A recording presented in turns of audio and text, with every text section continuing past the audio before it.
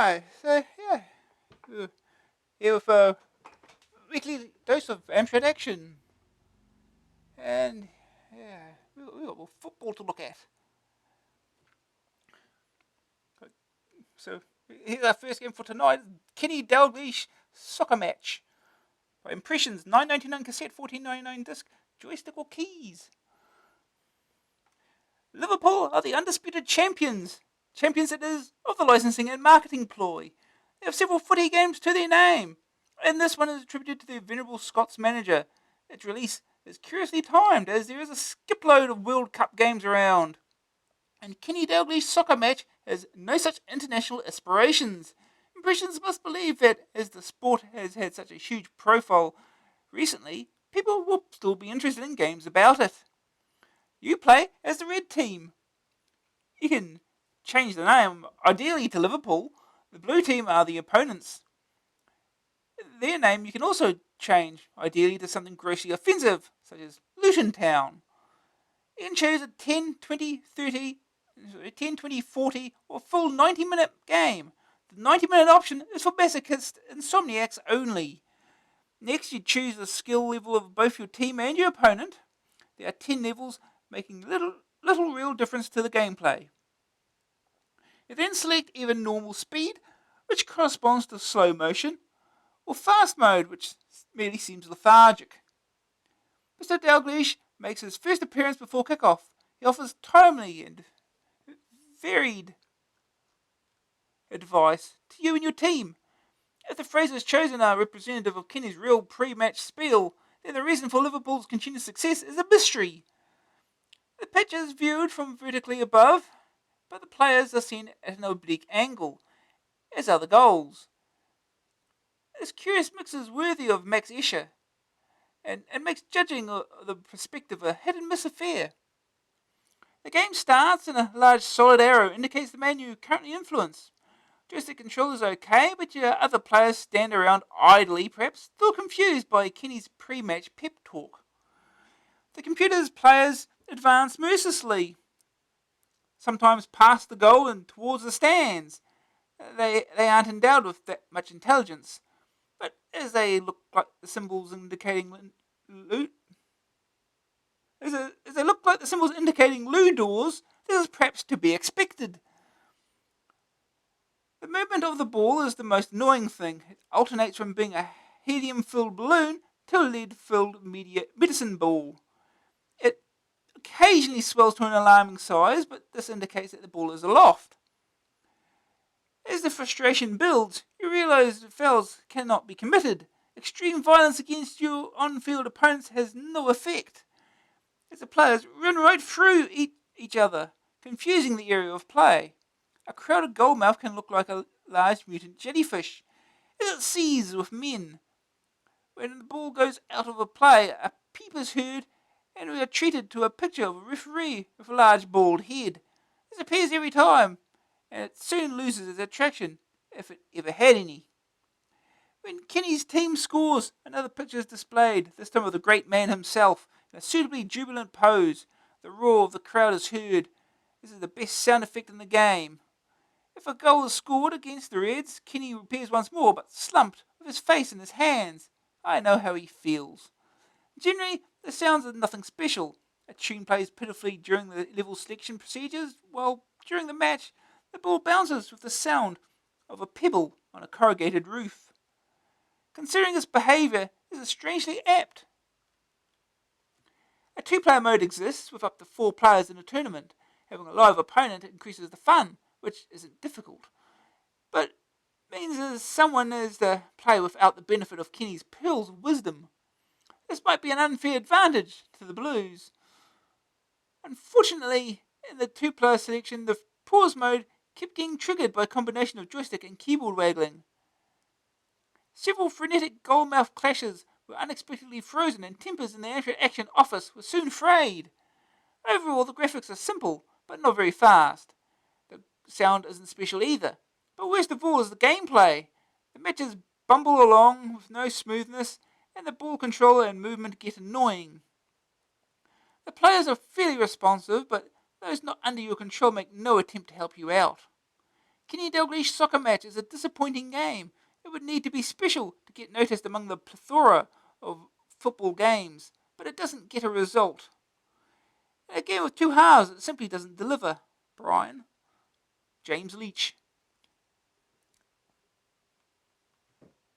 First day target score. Oh boy. Finish a 20-minute game. Okay. We're not playing a 20-minute game, I don't think.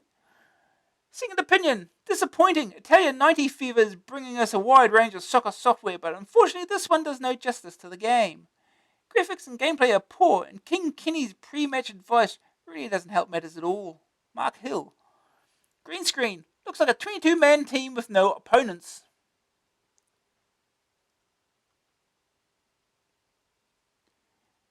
Kenny's sayings translated. Number 1. Kenny says, this game's important. What he means? Please win the match. Number 2. Kenny says, we want a good result. What he means? Please win the match. Kenny says, watch their number 10. What he means? Please win the match whilst watching the number 10. Kenny says, defense, keep pushing. What he means? Defenders, please win the match. Kenny says, score the first one quickly before they can equalise. What he means, my mind is going, I think I'm a tree. Kenny says, zzz. What he means, I have become weary here on the sidelines and slumber has overtaken me. The verdict, graphics 37%, small and disjointed men. Sonics 34%, just clunks and beeps. Peeps. Grab factor 41%, computer is easy to beat. Staying power 28%, quirks get frustrating. AA rating 33%, relegated to the 4th division. Okay.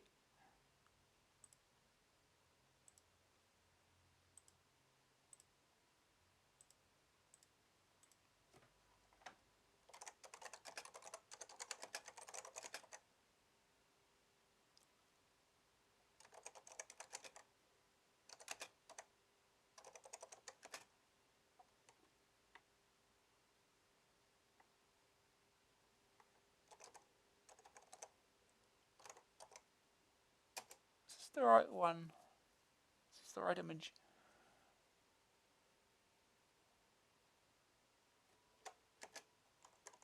To find out. No, it's not. I thought I would have written that down. Okay. I think it's this one.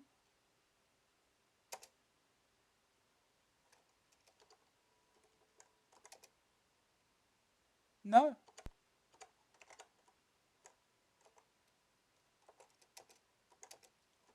Okay, I'm gonna have to find it.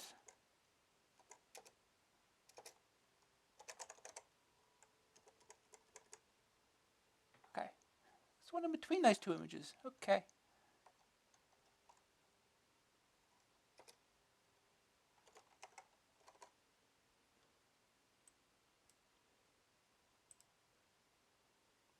Capture the window, it helps. Okay.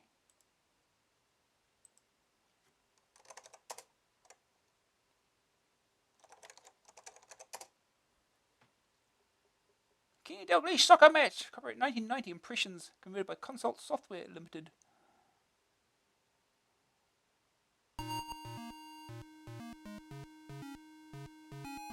Converted from ST version by Consult Software Limited. Code Glenn Benson.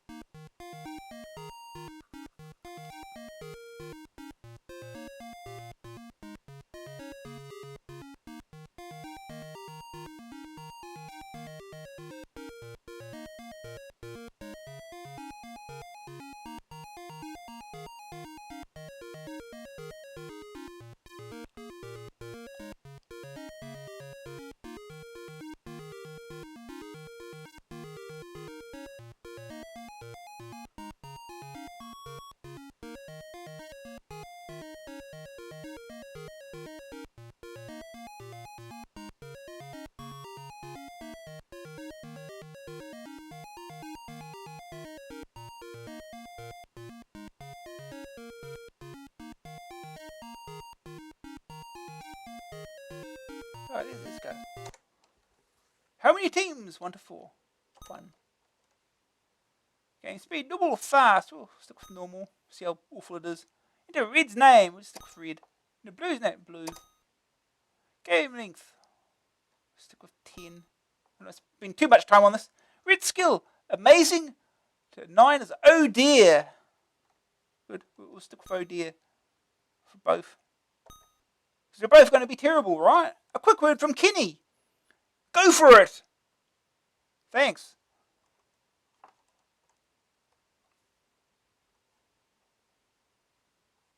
Maybe we should have selected fast. Oh well.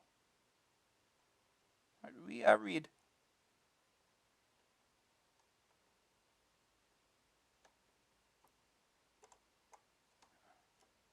Let's start. Here we go. Okay. Right, wait.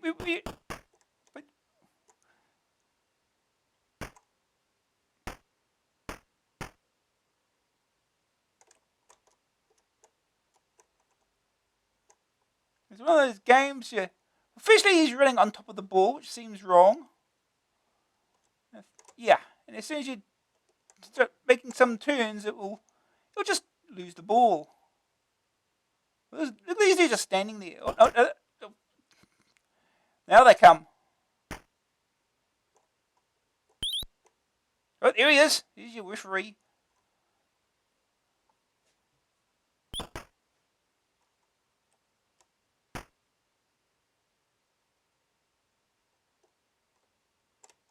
Damn it. Notice you can just turn. Notice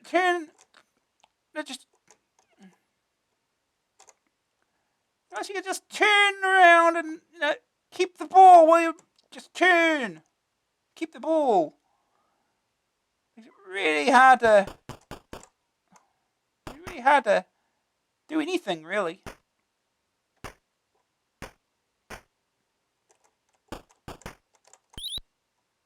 Okay. That's a good goal shoot, that one.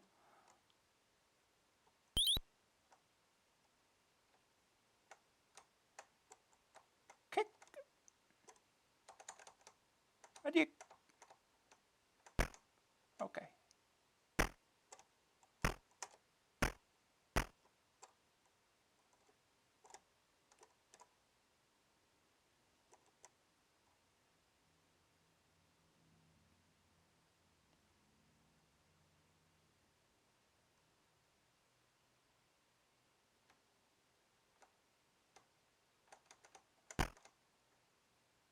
Oh, the goal's down there.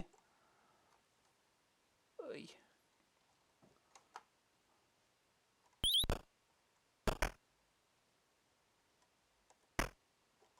The goalie just follows the ball.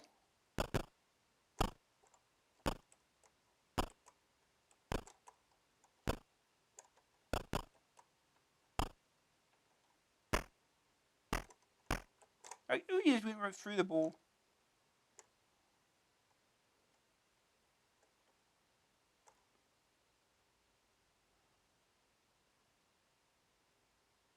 He's just standing there watching.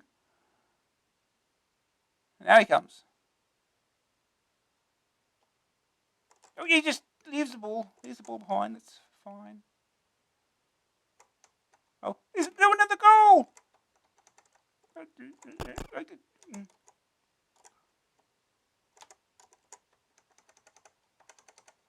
Kick it! Kick it! Kick the ball! Okay, roll it in. It's fine! Just roll it in. It's fine.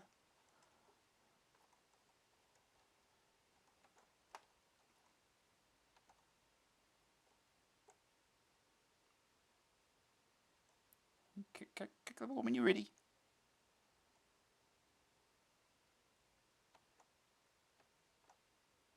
But we've got to wait for this dude to run all the way back. You can't just place him there immediately, right? Thanks.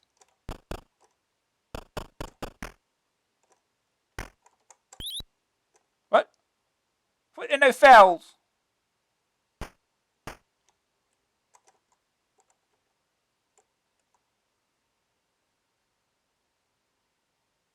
Where did everyone go?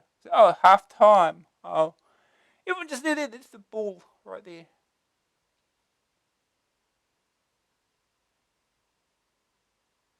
Hey, 1-0. A quick word from Kenny. Don't give away any penalties. Supposedly you can't, though. So. Okay. Okay, now we'll be going to the left.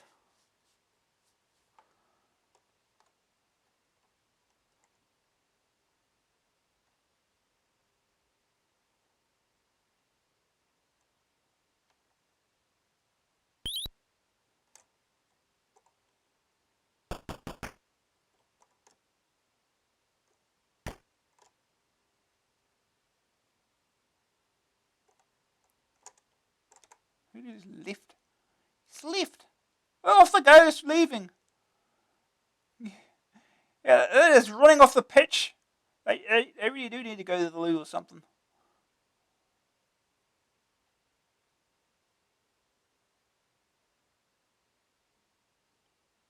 Oh, you just leave it behind again.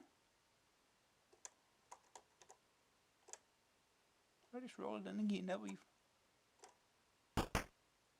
Oh, almost worked.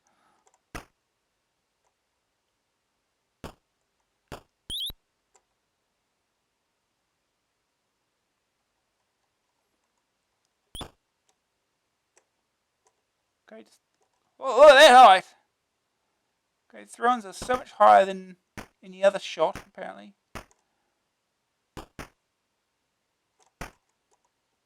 What are you doing?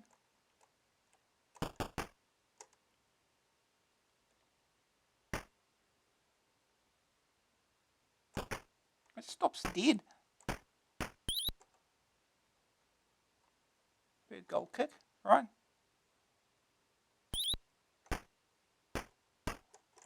Useless kick was that. Okay, we got the ball. Running right behind. Ball right behind me. It's fine. This is normal. I'll stiff it behind here.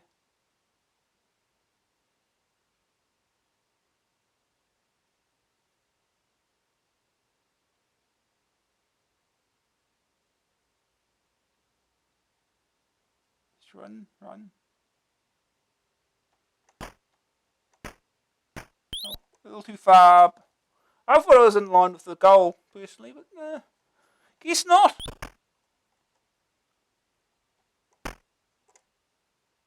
The goalie just follows the ball again. He wants to keep the ball for himself.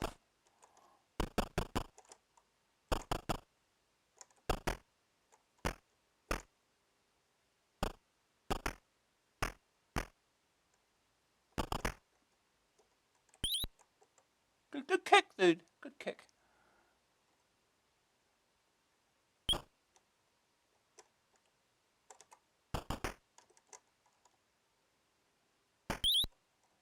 Okay. So you can throw it to the left. Throw it left.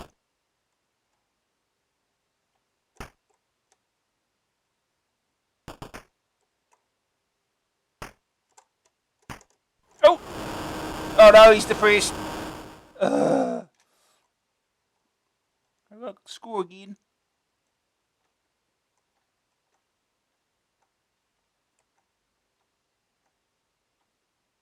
I've got to go wait for the dude to run back. And this one too.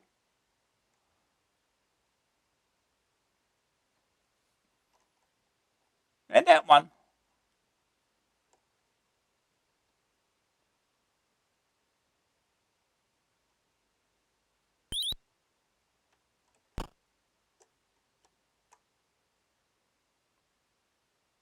Oh, I'm just coming through. Nothing to see here.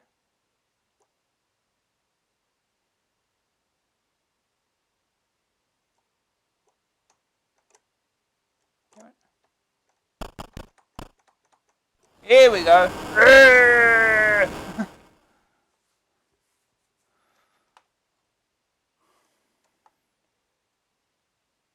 Wait for them to come back because apparently they're all the way over the other side of the pitch. Cause, sure.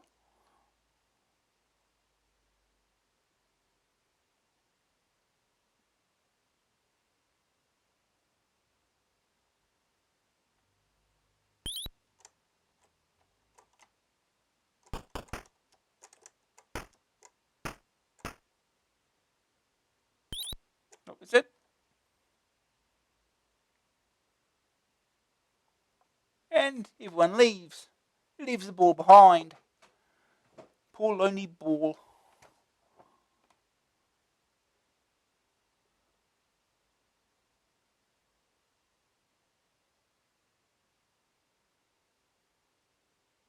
Two, 1. Yay. The fans are happy.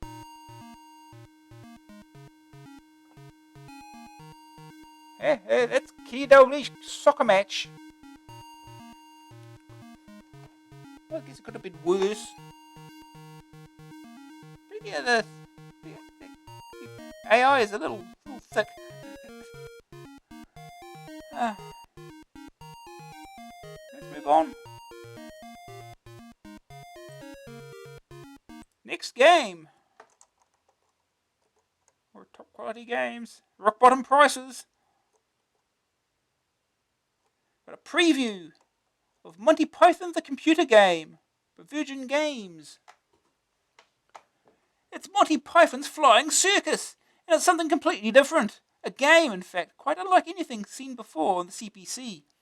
D.P. Gumby was undergoing brain surgery in a bid to be accepted into the cutthroat world of chartered accountancy. Disaster struck when his brain divided into 4 parts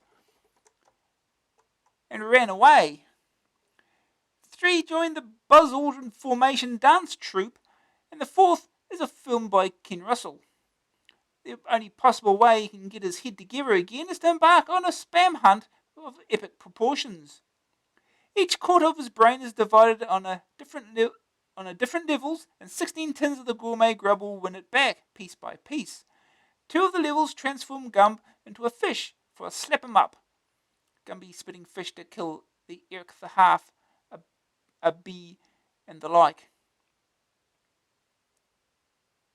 Two let him have legs in a platform challenge. He has to overcome the completely unexpected Spanish Inquisition, ferocious attacks from vicious keep left signs, even dodge a rainstorm of dead parrots. And the great thing about the game is that it's actually funny. Can you take a game seriously that uses lupins as smart bombs? You don't even score points as you aim to lose them. Staring at 99,999,999, you have to get as low a score as possible to win. It sounds warped, but in the world of Python it seems, well, sane. The game's packed full to overflowing with Python references. But it also looks a darn tough game to finish if the preview is anything to go by. All we know is sit and wait until the end of next month, when the game's released. Of course, we could sing a song to fill the time. All together now. Spam, spam, spam, spam. Lovely spam. Continue until page 72. Spam, spam, spam, spam, spam, spam. I'm a lumberjack and I'm okay. I sleep all night and I work all day. I cut down trees, I eat my lunch. I go to the lavatory on Wednesday, I go shopping and I have battered scones for tea. I cut down trees. Okay, I can't really read the rest there. Can't really put black text on black and white images. That's difficult. Watch out, here come the 16-ton weights. It's the Ministry of Silly Walks. Take out the killer keep left signs.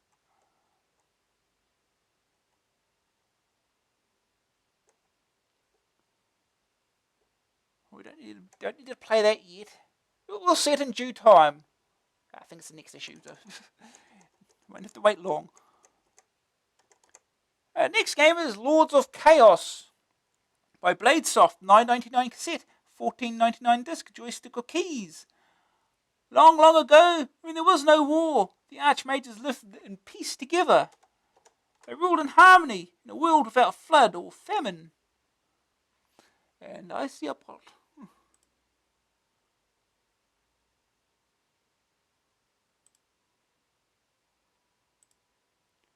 Okay. Then a catastrophe occurred. The world split, and the new worlds were born.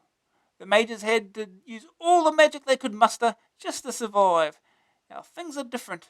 The new mini-worlds are dangerous, chaotic places, but the wizards need to come out of limbo to visit them, for they are the source of their power. The wizards no longer live in peace. They fight amongst each other. They can no longer share the world. There can only be one supreme ruler over the madness, the Lords of Chaos. Lords of Chaos is the long-awaited follow-up to Laser Squad. It's been that long since Laser Squad, is it? Doesn't feel that long ago. It is similar in many aspects. The graphic display is of the same type. And the arcade-style strategy element is apparent too. There have been improvements though. For example, the statistical information display has been upgraded. Bar graphs replace all those daunting numbers. And the side panel is looking far more graphical. But the main difference is that Lords of Chaos is a role-playing game. Assuming you win, the central character can be used again and again in successive games. Every adventure played increases the character's experience, enabling him to learn better spells and generally be beefed up. As your character develops, you will be able to take on more and more difficult scenarios. Laser Squad was at its best when played by 2 people. The designers haven't ignored this, and up to 4 people can compete in chaos. Unlike Laser Squad, where one player took control of the baddies, here everyone has the same objective, to kill anything that isn't on their side. It's possible to design your own wizards. However, on the first few plays, it's better to jump straight into the action while you work out exactly what's going on. The computer will quickly knock up a wizard for you, with the standard attributes and a random selection of spells. There are 3 scenarios to choose from. In each, you have to amass as many victory points as you can. These are attained by collecting treasure and killing. After a certain period, a portal back to Limbo appears. It's for a limited time only, so your priority changes from wanton death and destruction to running like a cat with a banger up its ears. Well, never mind. You have to reach that portal whatever the cost. If you don't, it will disappear and you'll be stuck for eternity. Or at least until you restart the game. The manual is big. Luckily, it has a tutorial section on learning how to play the game. Adventure number 1 is advised as the ideal training ground. It's called The Many-Coloured Land. An odd title for the scenario made up of 4 colours, all of them green. Each wizard starts off in a separate walled enclosure. The first thing to do is conjure up a few friends. While your wiz is the one able to cast magic, he's not so hot in one-to-one combat. There are plenty of creatures to choose from. They all have different combinations of abilities, and it's important to get a good selection. If you have an entire army of elephants, then they'll be fine for trampling the enemy to death. Find a crossbow though, and you'll find that they just don't have quite the dexterity needed to use one. You can't actually move on your first go, so that's the time to make friends. After that, you're free to move around open doors, explore, and fight. It won't be long before you have your first encounter, as well as the enemy wizards and their cronies. Giant spiders inhabit the forest that covers much of this world. The worlds are pretty small. The map wraps around, so if you move continuously in one direction, you'll eventually end up where you started from. It's made up from a variety of types of terrain, magic forests, bubbling swamps, and fire-filled pits. No wub-wub trees, though. The map is shown in a pseudo 3D style, a sort of overhead view with perspective. A line of sight system works out what you can see apart from the basic features. Creatures that aren't on your side and objects you can pick up cannot be seen unless you see them. What? The game is taken as a series of turns. Thus, you have a number of action points for each character, where they can move around, pick up things, attack, etc. The characters are controlled via a menu system. An on-map cursor can be moved around, the map scrolling with it when you reach the edge. Pressing fire brings up the menu. The options you're presented with depend on exactly what the cursor is over at the time. If it's one of your creatures, you can select it and then move it, or do some other task. Once you've been humiliated by the computer a few times, have got to grips with the way the system works, then it's time to generate a wizard of your very own, for which you'll need to go into the wizard designer section. And once you have made your idea of Merlin, you'll grow to love your little alter ego. Your character is initially allotted 600 experience points. These can be spent on a variety of attributes and spells, Attributes cover such things as strength, movement, magical power, and constitution. There are plenty of spells to choose from too. The figures need to be juggled around to pick a well-balanced wizard. It's no good spending all your points upgrading the attributes if you don't have any left over for the spells. This system allows you to custom design your wizard to be best for any of the particular scenarios. The graphics aren't awesome, they're functional instead. All the creatures have a simple 2-frame animation, as do some of the background features. This adds life to the game. The 4-colour mode is used throughout, giving you the graphics plenty of resolution. On the whole, they work extremely well within the context of the game. Sound-wise, there ain't an awful lot to say. There's no tune and the effects are used sparingly. Accompanying some actions like spellcasting and battle fighting. They're not really missed in this type of game though. Lords of Chaos has one hell of a reputation to live up to after Laser Squad. It's a complicated beast, and a lot of manual reading and getting killed is called for before you start to achieve anything. It lacks the instant appeal of Laser Squad. In that game you may not win the first few times you play, but you cause plenty of damage trying. Get over the initial frustration though, and Lords of Chaos has plenty of scope. There's just so much to do, and so much to learn, and so much game to play. First day target score. Escape through the portal. Second opinion. LOC is Laser Squad with twiddly bits. Unfortunately, all the authors have managed to do is complicate the system with no real benefit for the player. What Laser Squad might have been short on, it certainly wasn't gameplay. Green screen. Magic. The verdict. Graphics. 78%. Simple but functional. Works well with the style of the game. Sonic's 23%. Very little in the way of sound. Grab factor 62%. Daunting manual you need to read. Overcomplicated? Staying power 91%. An incredibly deep game. Only 3 scenarios. A rating 84%. Perseverance is necessary, but it's worth it.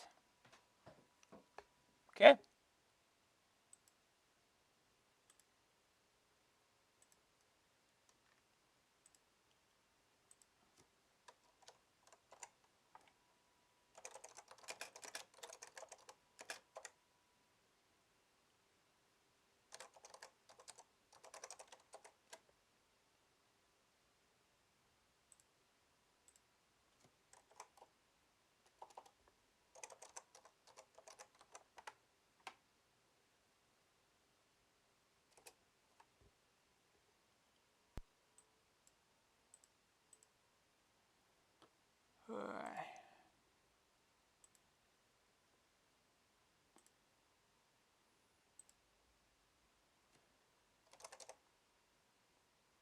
So get the window focus, that helps.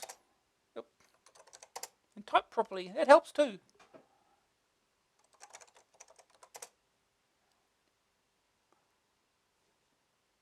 Right, Lords of Chaos. This little dwarf of tomato sauce covered on his sword. English or French. So, wizard designer. Good. Design wizard, load wizard, delete wizard, load scenario, load saved game. No wizards loaded. So do we have wizards on here?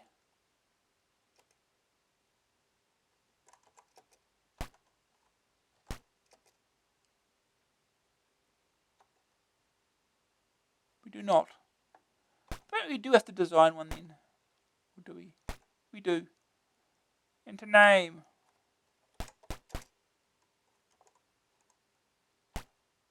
Character. We can increase our attributes a bit. Probably don't really need combat. We're going to always add a little bit of defense. Magic resistance sounds more important for wizards.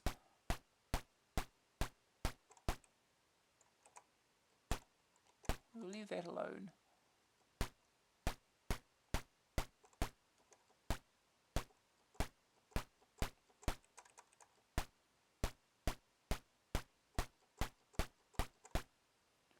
Okay. spells. So our spells. We'll be able to generate things.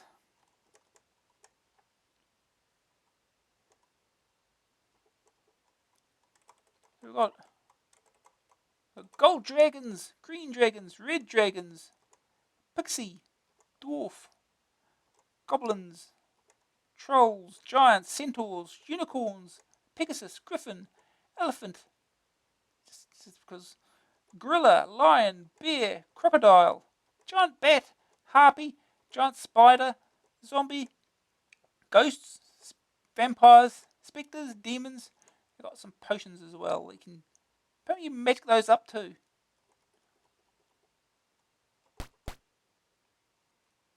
You never know, you might need them.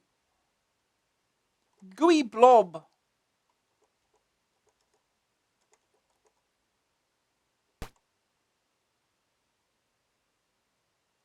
You know, you might need that.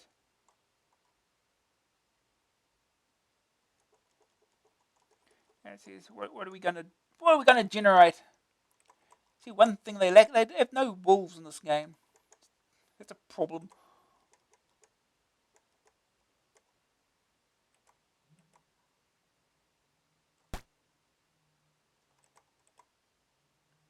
Okay.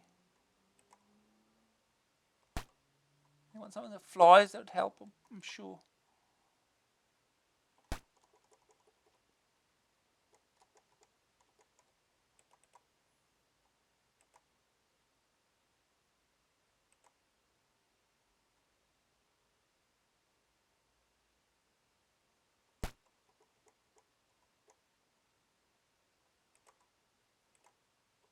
Ghost could be useful, maybe.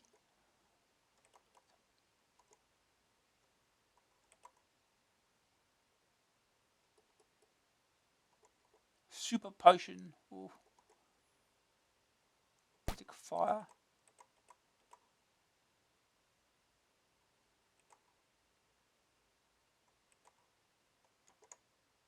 Protection potion. You know, you might need it.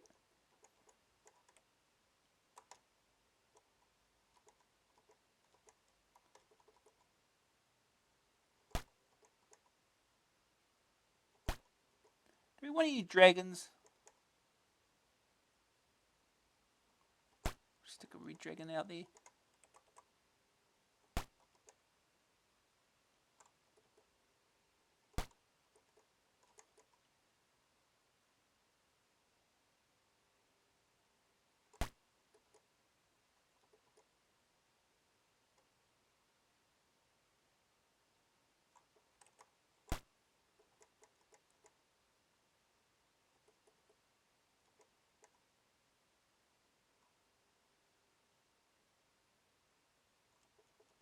What else do we want?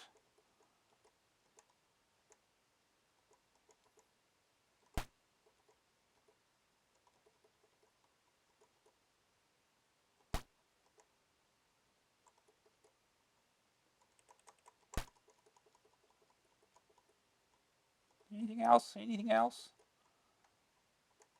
Maybe they'll do start with about the character. Fill this more mana.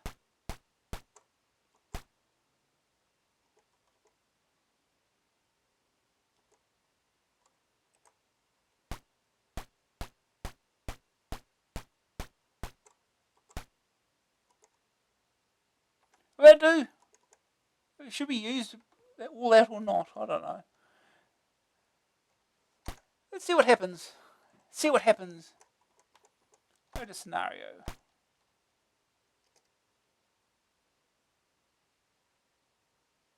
Scenario loaded 1. Play game. How many players? 1. Independent creatures.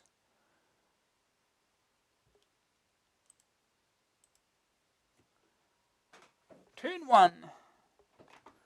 Fire to continue. What is that? It's a vial.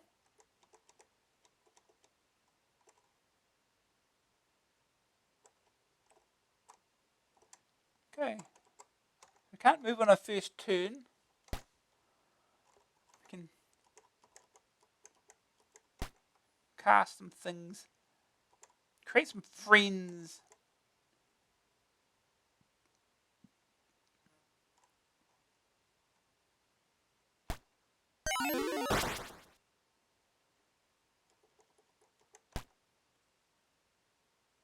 Can only cast it once, apparently.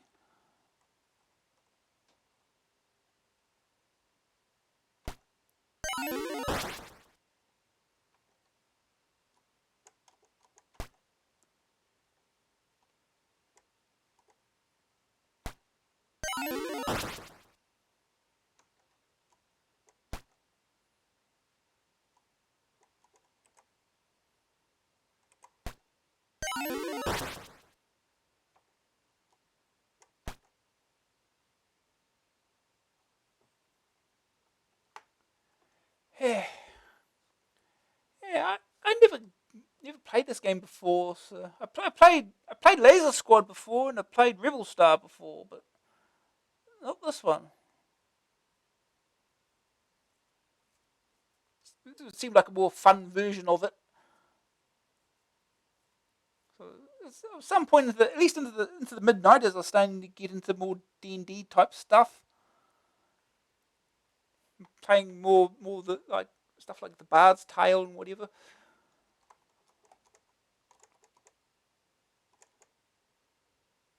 You know, not enough action points. Oh, I'll run out of action points. Can I exit? Is it an exit option? Cancel. Perfect.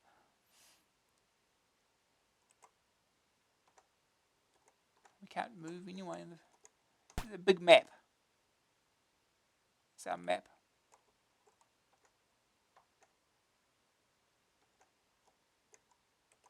End move. End turn.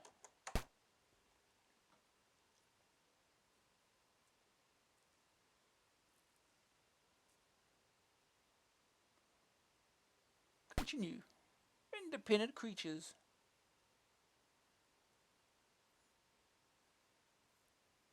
Turn 2.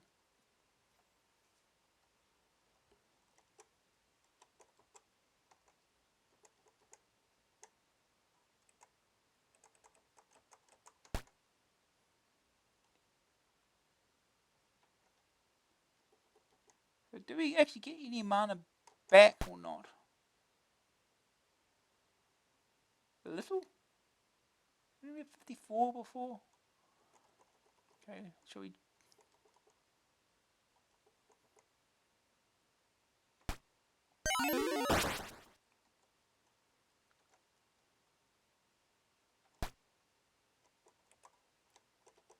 Okay, let's move our dudes out here.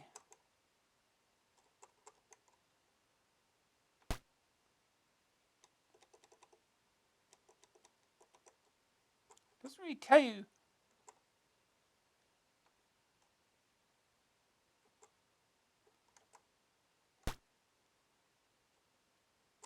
Doesn't tell you how far you can go.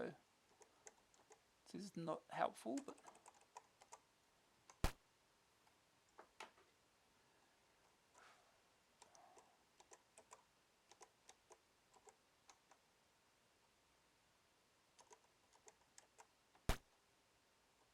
can't move, huh?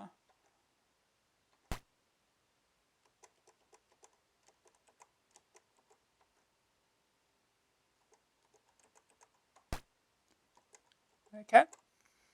Can they not move on their first turn either?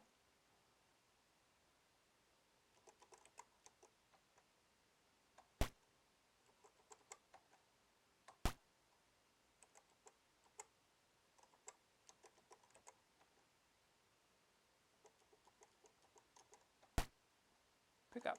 Super Vile.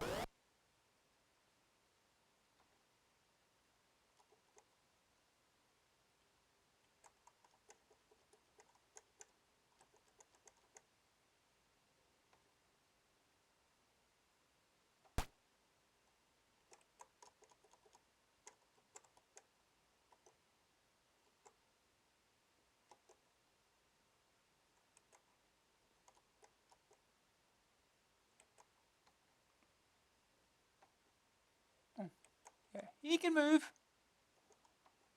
Okay. I think I get this now.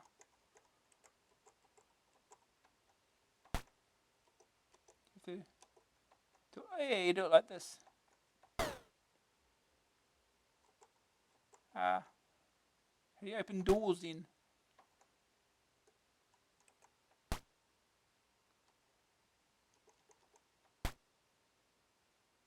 Okay.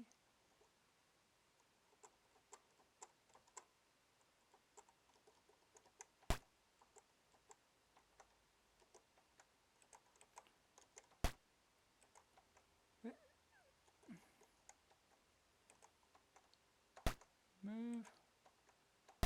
Select. If you have to open the door, not enough action points.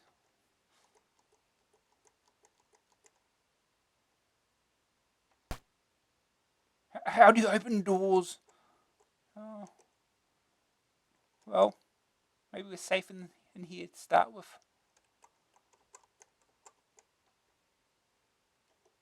So I just move.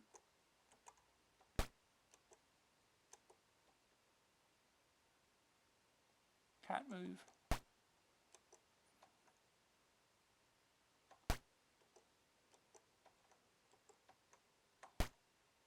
Okay.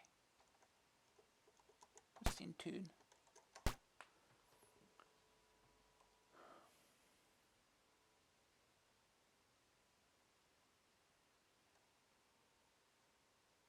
What's new? Independent creatures.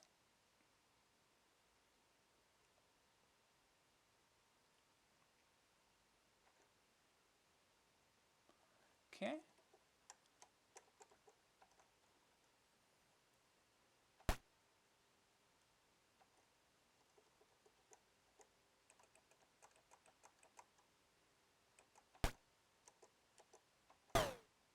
No? How do you open the door?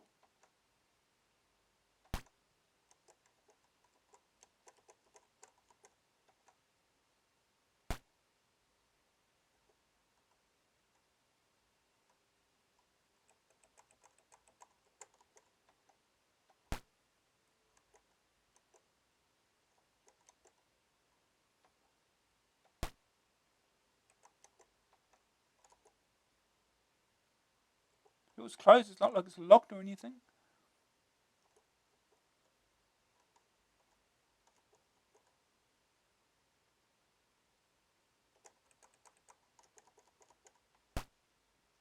Really, just to bash it open.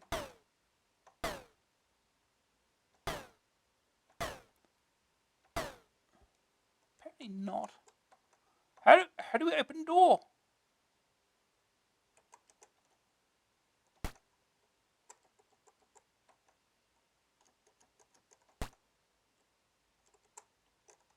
All the doors are closed.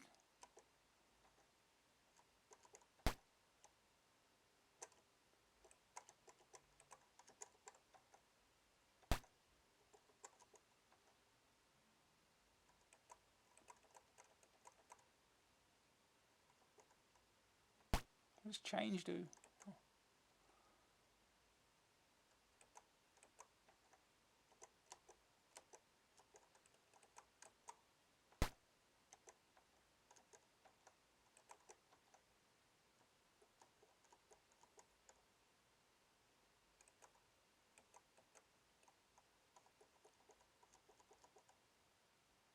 How do you open a door? It doesn't really tell you, does it?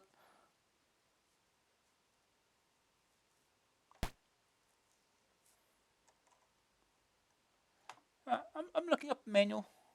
It must tell you how it's done.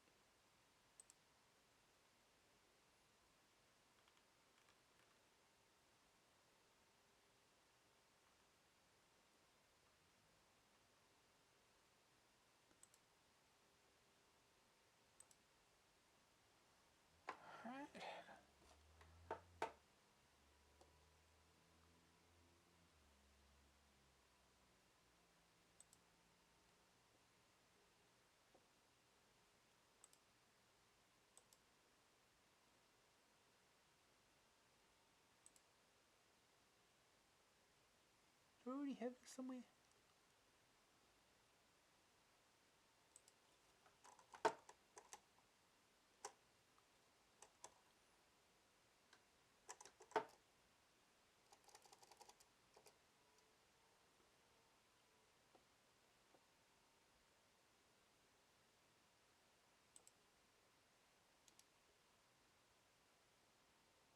Damn it, come on.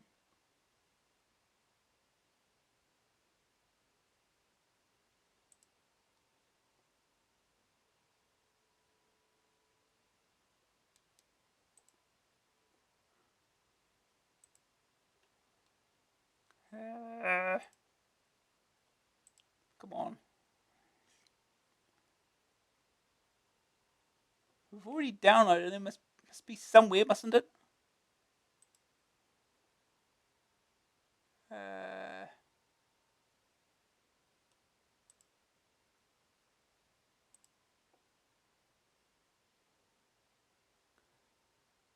me check here.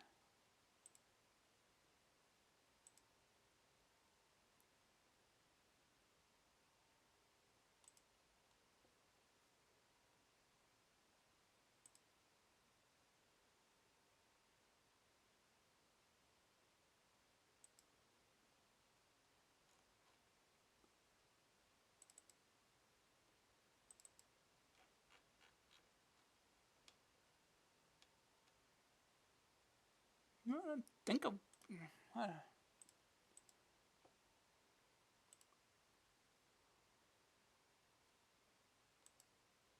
Where is it? Come on. Show me where the file is. It's supposedly already downloaded.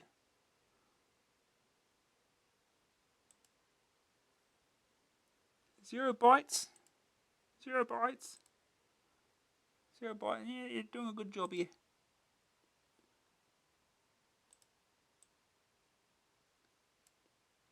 Right.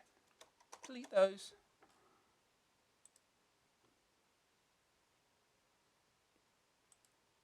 Now.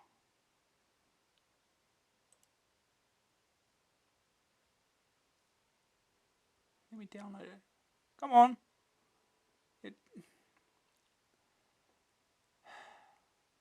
Sakes. Hey, just... come on. Firefox is being dumb.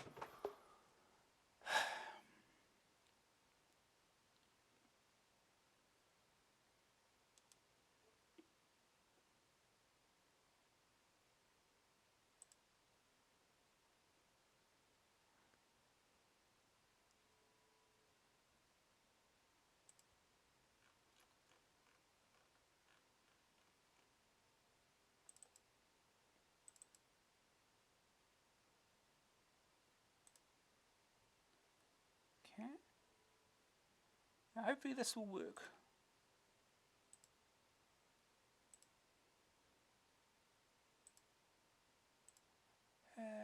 Open.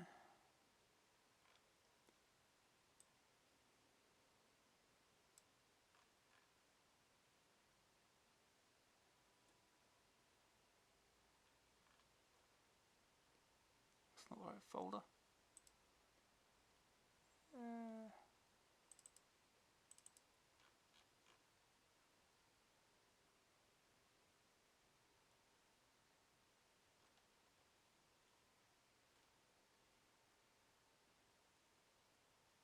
No, it still does it. It's still going to be a 0 byte file.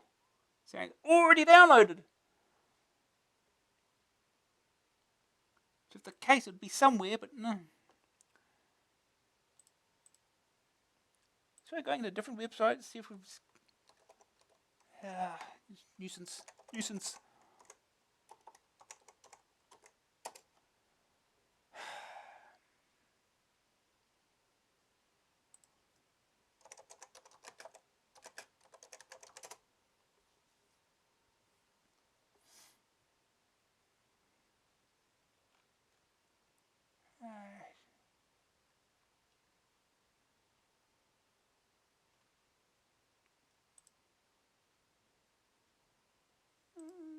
Manual.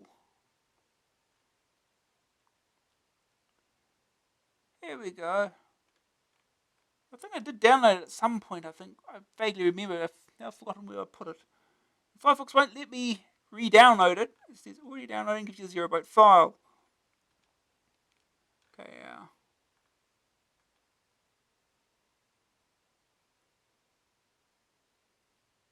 how do you open door? Collecting objects. Leaving home. Collect all the useful objects in the wizard house. You are ready to leave. Select a creature with hands and move next to the door. Select the use option from the menu. A yellow cursor with an arrow will appear. Move it to... Okay, so you need a creature with hands. So use option will open and close doors. Also unlock chests and open chests. Okay. Okay.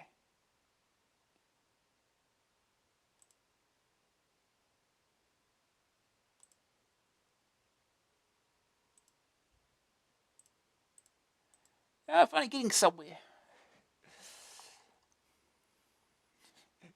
If I'm in the over feet, we kick the door in. Probably not very effective.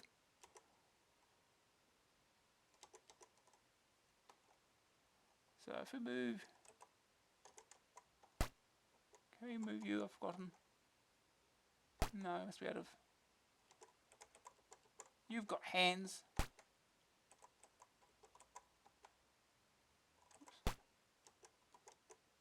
Oops. That way. Use. Doors open. Here we go.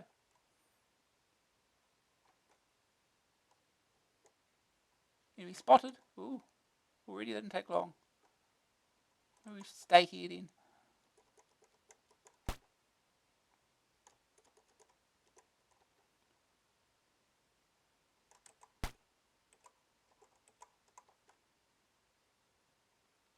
You're out of points, I guess, then. Yes.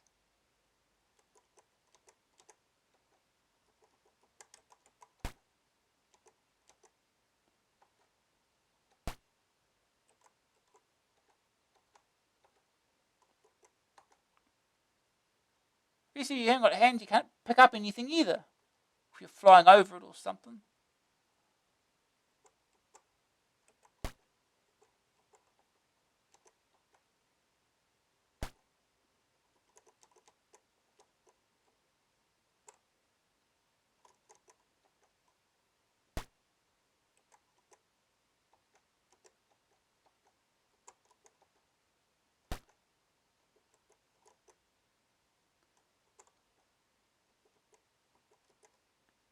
In turn.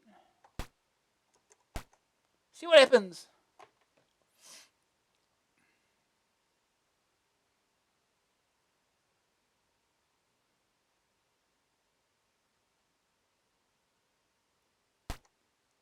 Independent creatures.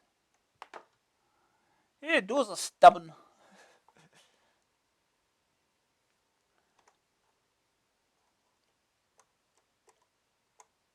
Oh, we've got company.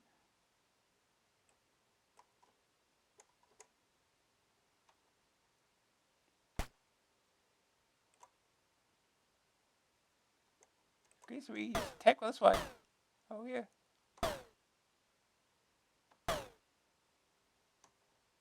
Not enough action points.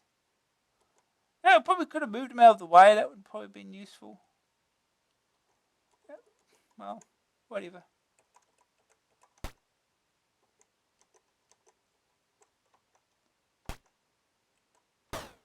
I can't go through walls. Attack not allowed. Oh. Engage the enemy. You can't attack. Can we land? Oh. Can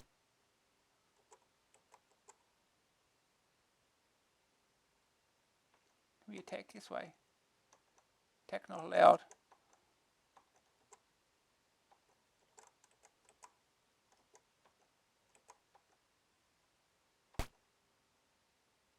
Push him back. Can't pick up item.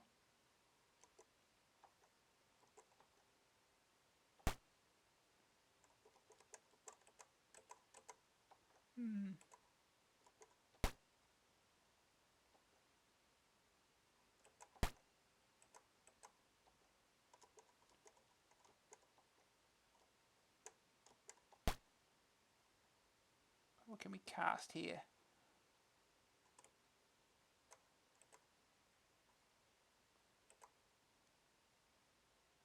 It's going to go through my guy, isn't it?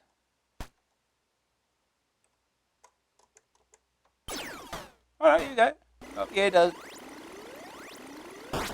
Yeah, kill my own die. We got him though. Well, with it.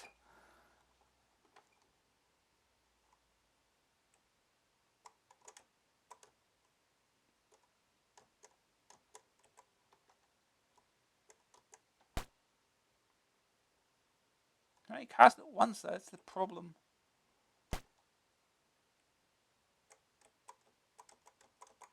The only range of it, is it?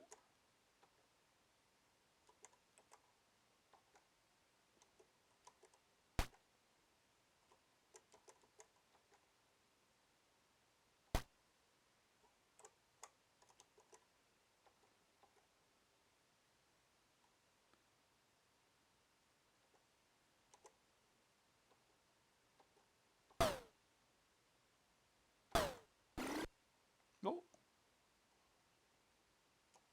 We had action points anyway, so.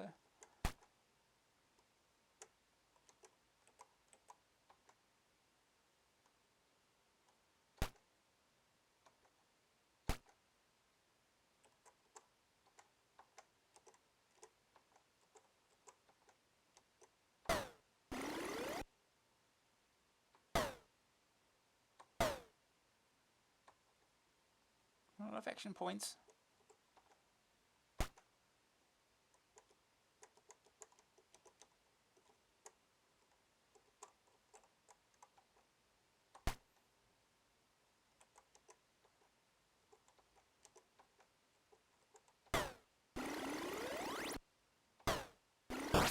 Got him.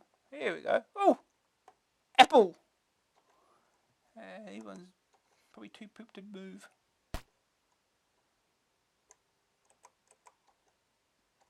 Move this dude up. He missed all the action.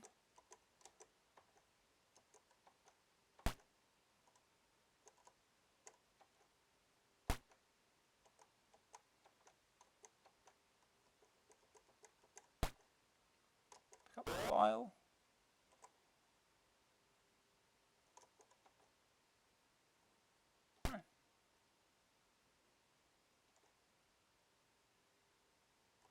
In turn.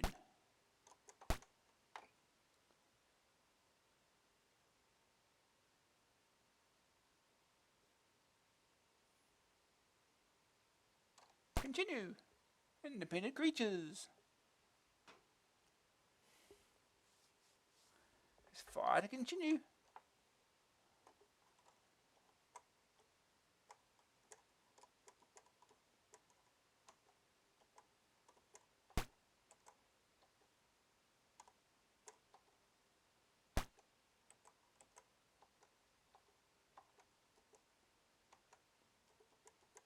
Pick up. Apple.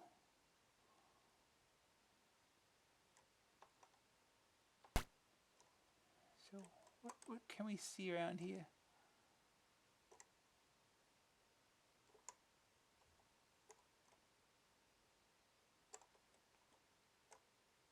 Don't see much.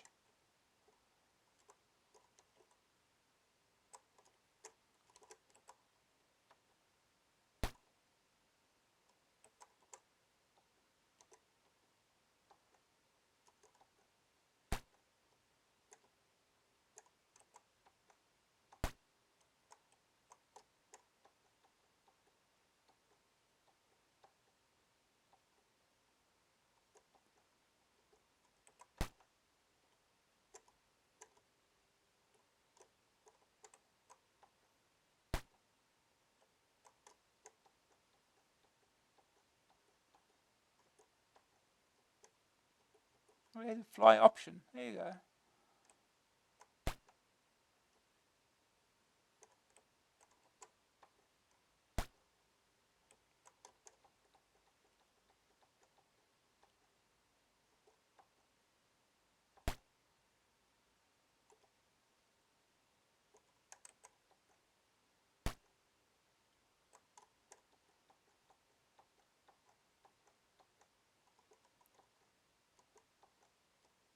Do I have action points? Enough action points now to...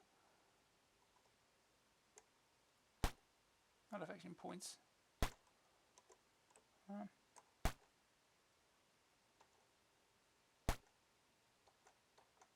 Move in turn. It comes out of from nowhere to kill us. Oh, where do you get 6 points from?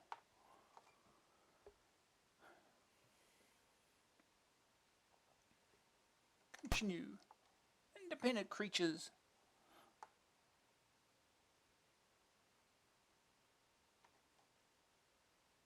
Oh, bats and vampires.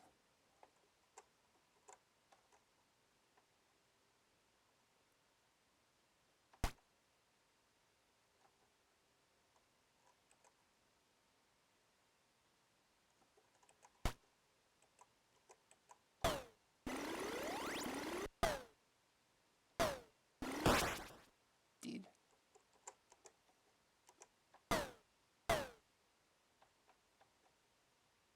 Not enough action points.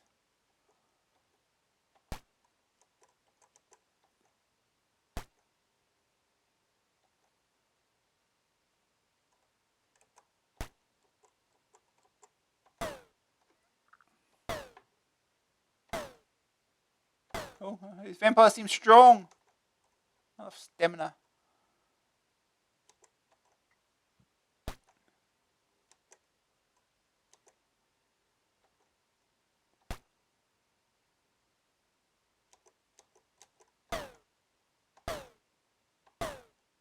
The vampires seem strong.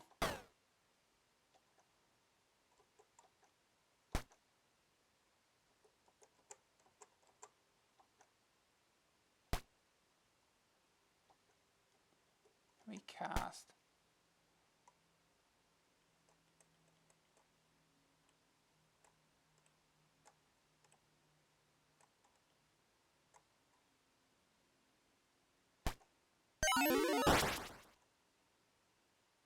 Ghost. And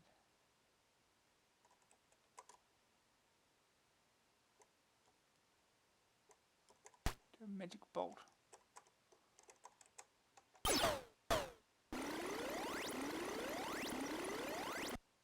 That didn't kill it either.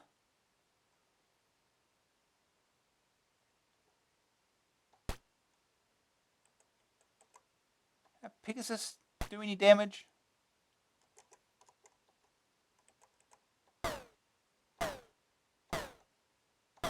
It'd be a no.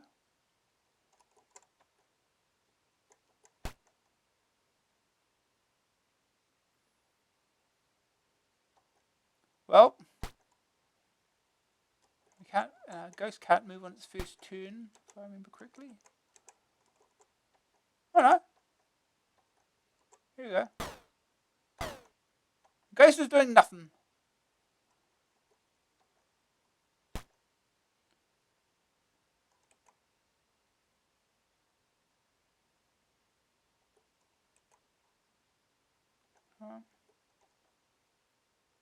End turn. We've got a choice at this point. Now it's going to be a massacre.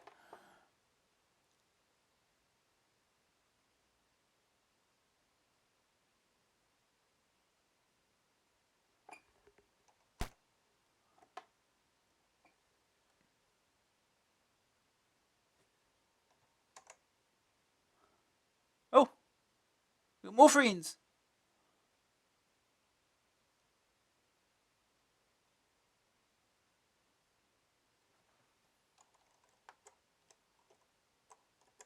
Got a bear as well now.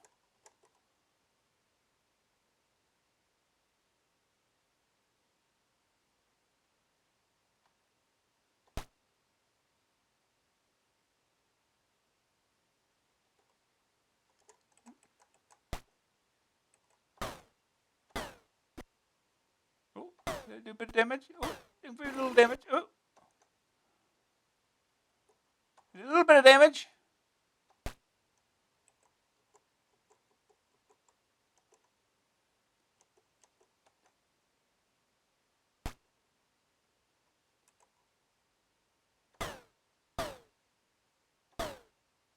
Not any damage to the bear either.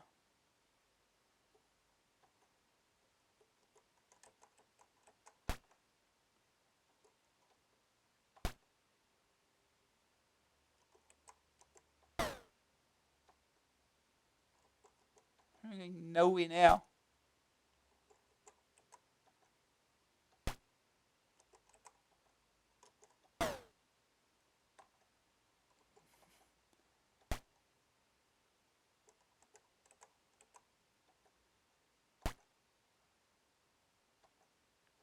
Can we cast? What have we got left to cast? Magic Fire. That's about it. So you only cast these once.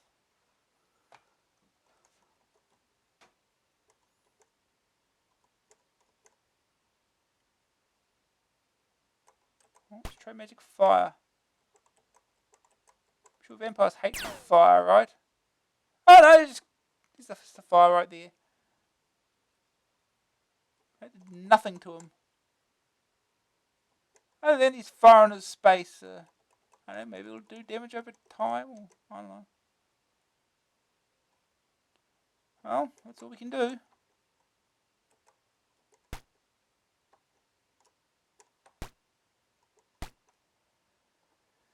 See what happens to you dies.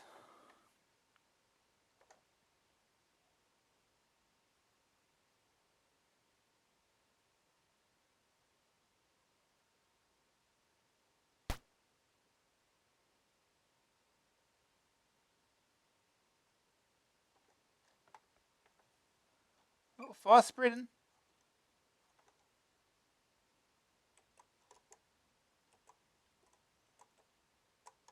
Oh. Tokomato himself is here.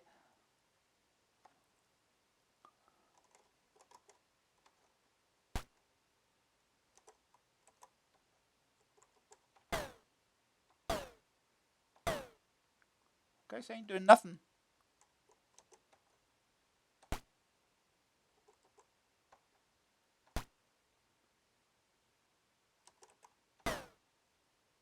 Doing nothing.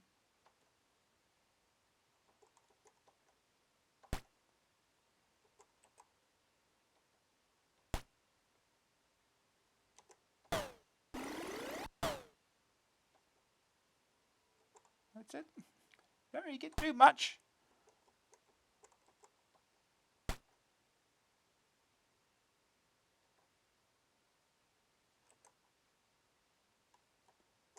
Right. His stats. Yeah.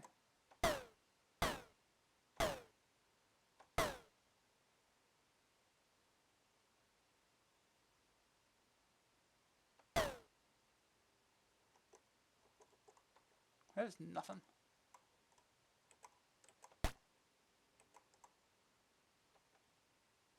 Form. What have we got there? No damage. No damage on him at all. I'm sure everyone else is dying.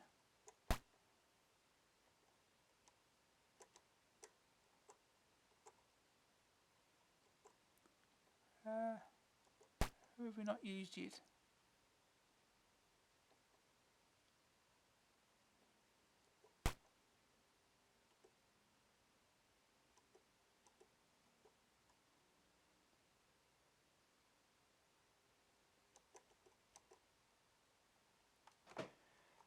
Um.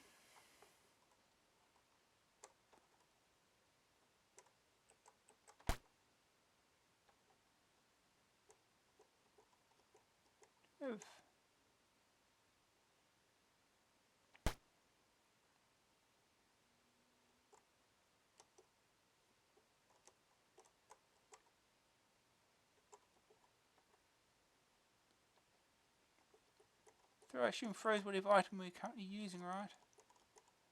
Change. Oh, super vile. So if we throw that, it's you. That did anything?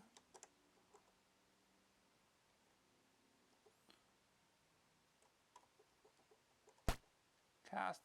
Do we have anything else we can cast? Oh no. No, we're dead. Oh no. Wait, what? I know what happened there.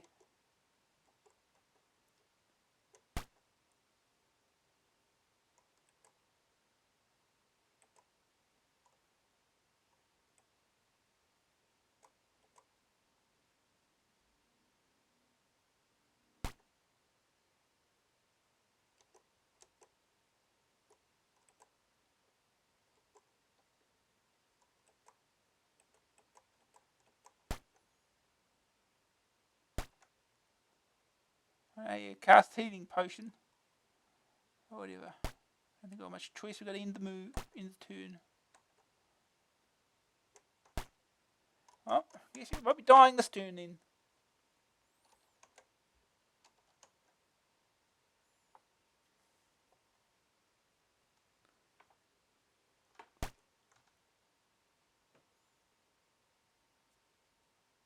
Oh no! Couple of points.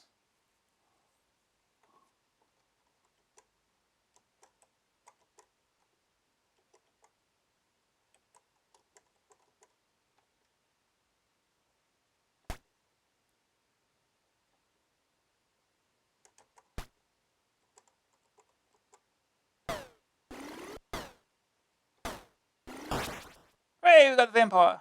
Ooh, got a sword.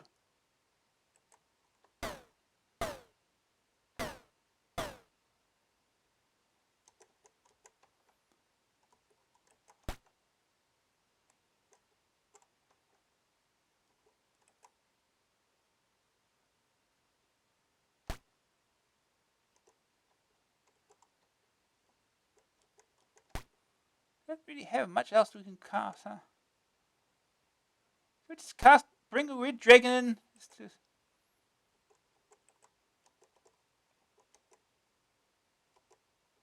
Can we not do that? Do we do it in the air?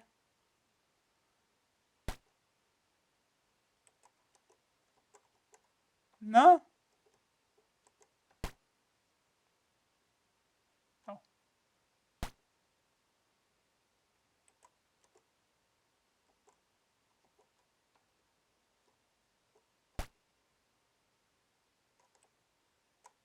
Well, it did it, so it cast the thing.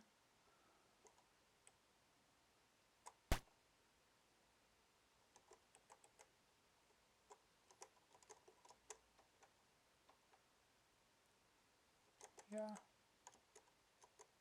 That's not what I wanted to do. Right, ride? Oh yeah, we can ride.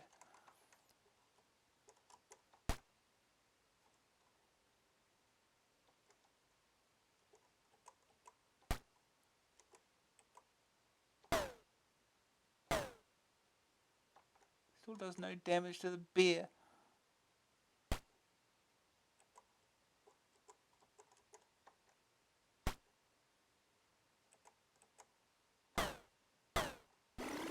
Uh-oh. He's dead. Well, dropped his apple. Yeah, we're getting very far here.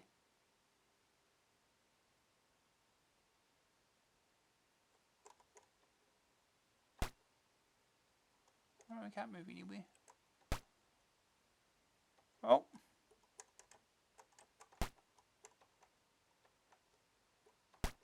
See, maybe now we'll die in doing this move.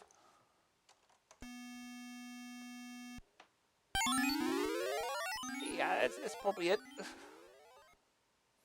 The winner is Torquemada, 0 to 39. Yeah, well, yeah, that's Lords of Chaos.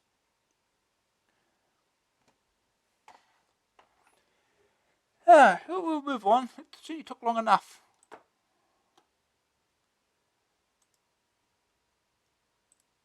Probably something you really need to practice over and over. Alright. Next game is Rad Ramp Racer by Mastertronic. $2.99 cassette, joystick or keys.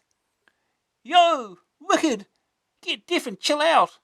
If you understand these terms, you'll probably feel right at home with Rad Ramp Racer. You ride either a skateboard or a BMX in a street competition. There are 3 different courses of ramps, jumps, and obstacles to negotiate, and you have 2 minutes per course to accrue as many points as you can. The screen is split horizontally, and your opponent, either human or computer, rides on an identical course to your own.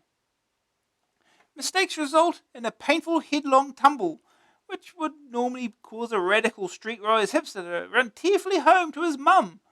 But your character just gets back on and continues, only having lost time. The graphics are acceptable with varying backdrops for every course.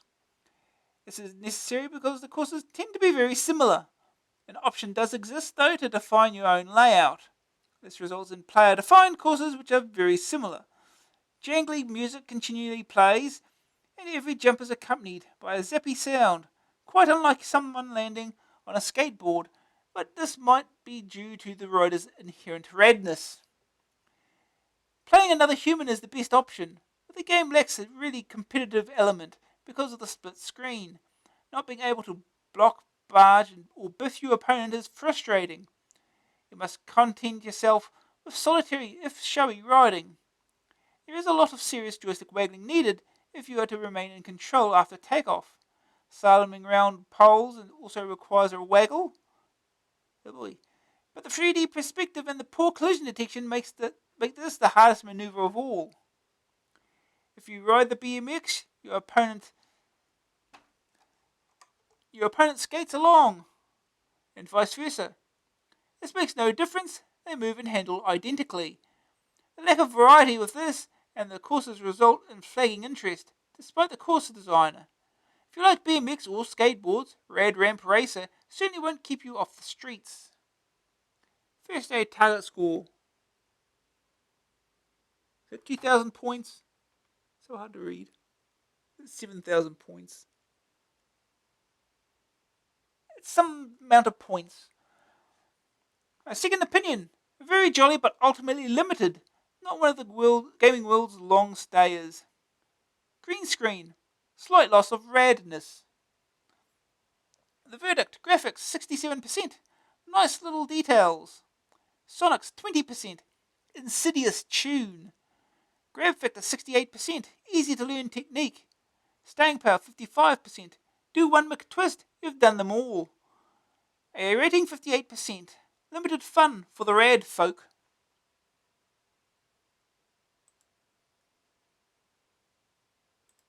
Okay.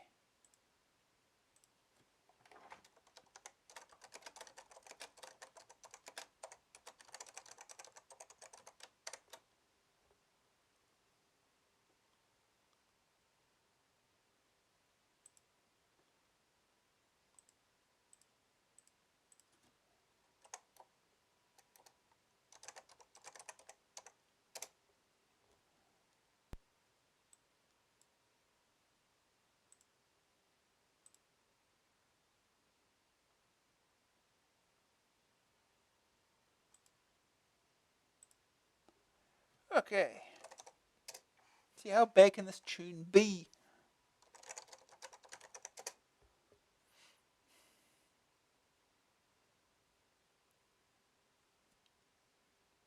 There's a Cracktro.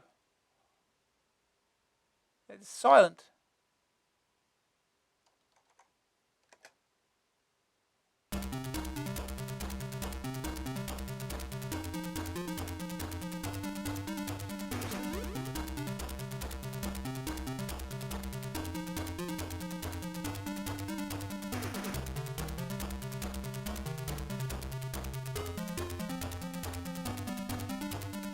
Yeah, this music's not bad.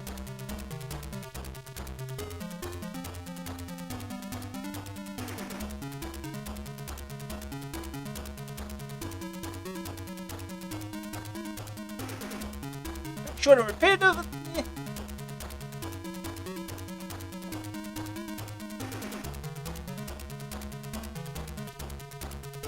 Skate versus computer, BMX versus computer.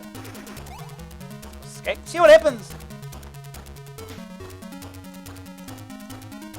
I'm gonna push the button to go faster.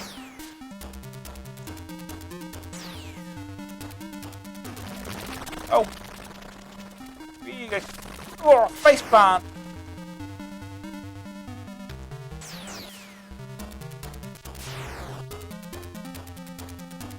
And face plant again.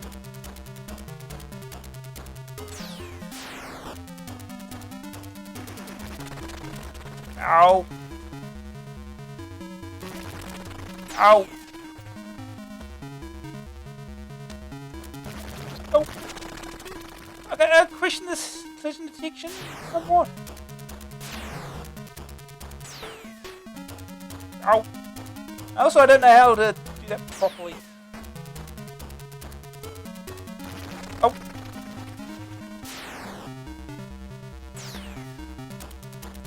Oh. Sure.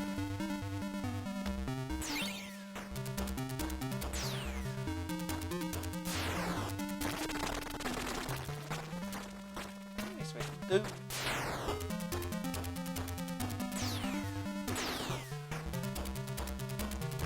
Oh.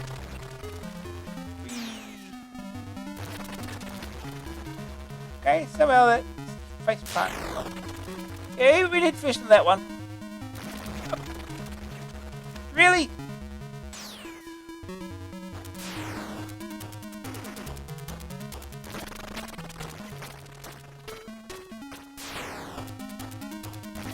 Oh.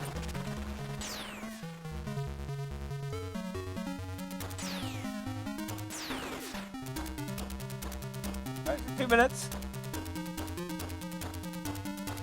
Oh. Another stage. Oh. Yeah. Not sure about this collision detection a bit.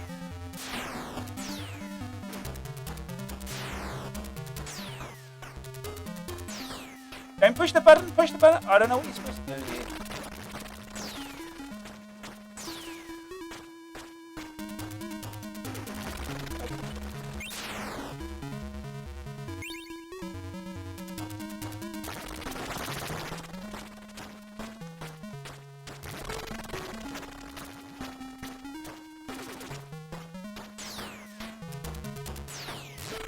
Oh, really?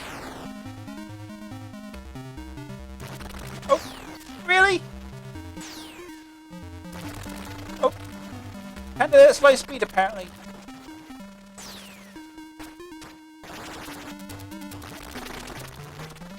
Nope, can't do that.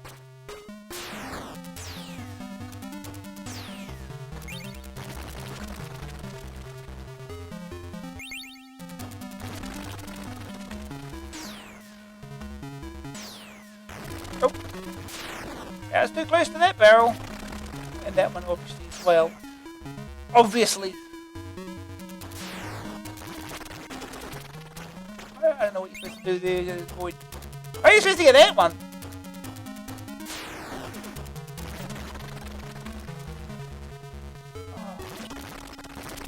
Oh. Sure, I hit that.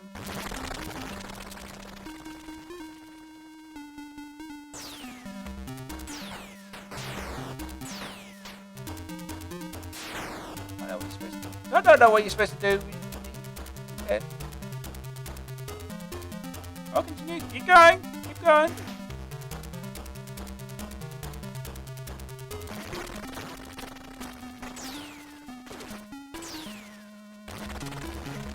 Yeah, it's just right into the.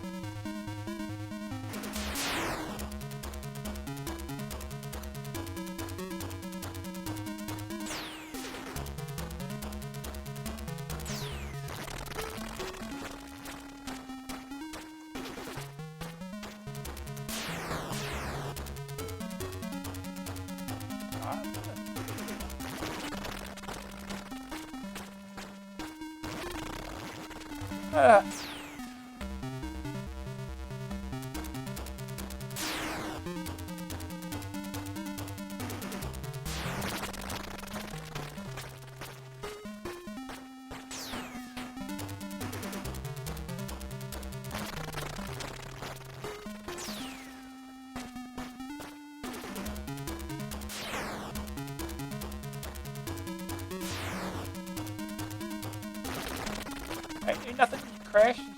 Try to do something, you crash.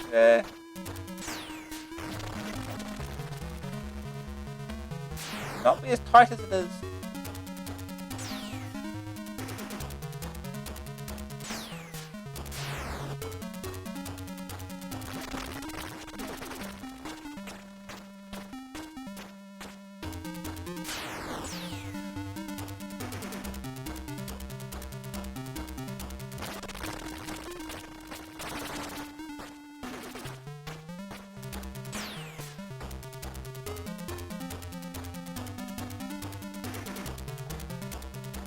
You lose!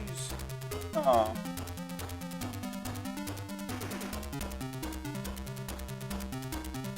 Okay. I don't think it's any different to BMX tools. We'll soon.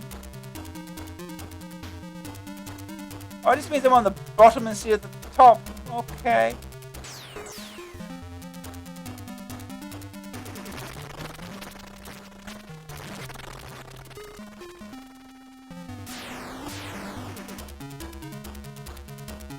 Nope.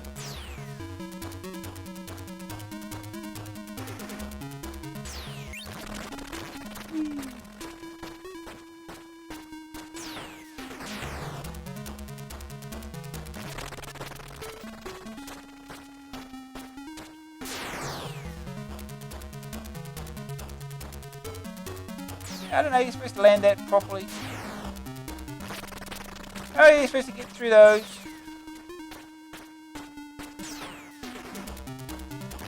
Oh. Oh. Good.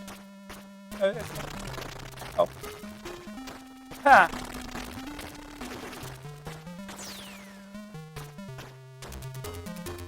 You're a lot closer from the bottom than you can top. It's.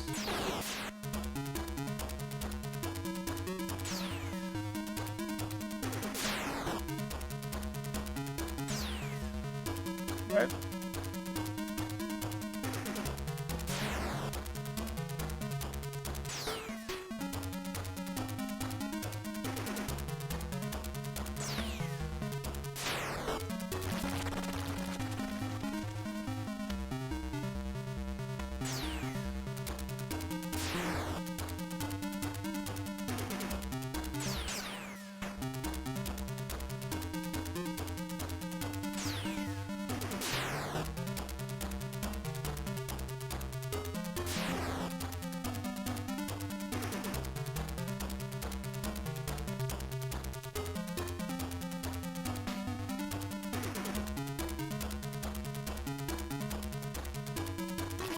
Yeah, no room there. Obviously.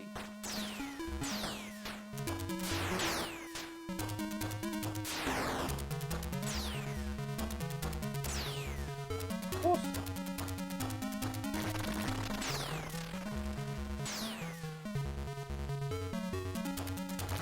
Oh, missed it, huh?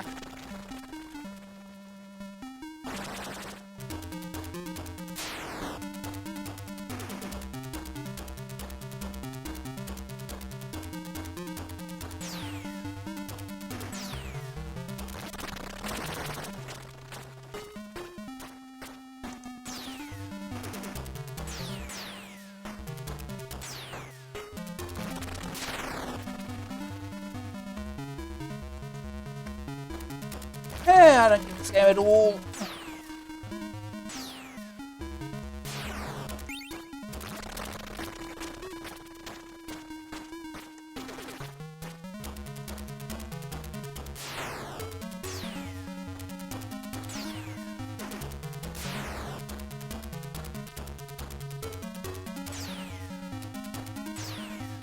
Oh, it doesn't work. Getting that doesn't work. Can't fit in that gap.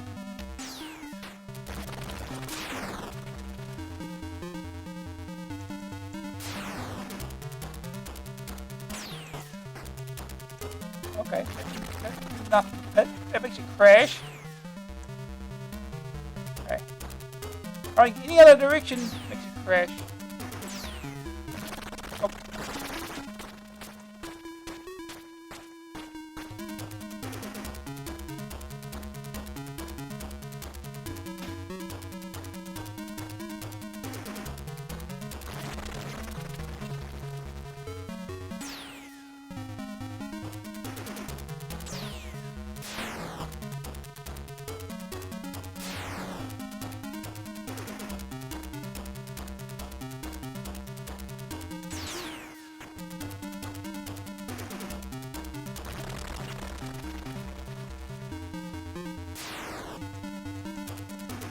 Oh! Okay, you do have to wiggle to do that. Okay. Progress has been made.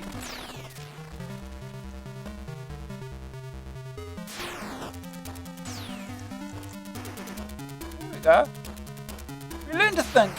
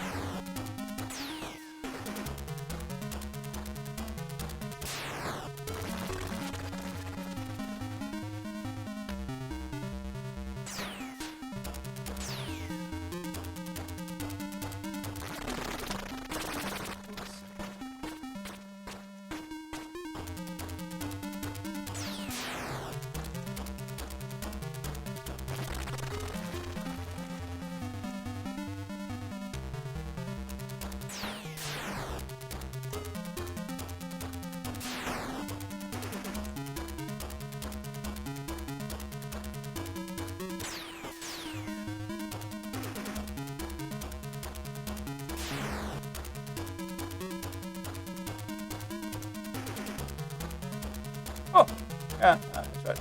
I'm on the bottom that time.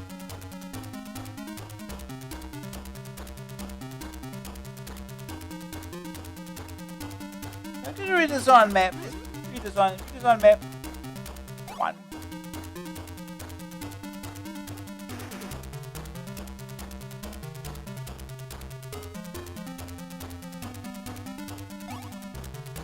Map 1. Map redesign. I have no idea how that worked.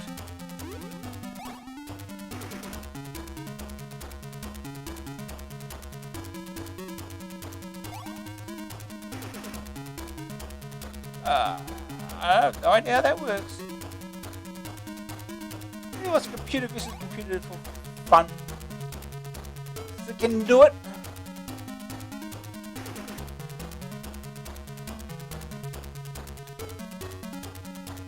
Oh yeah, it's redesigned to have nothing on.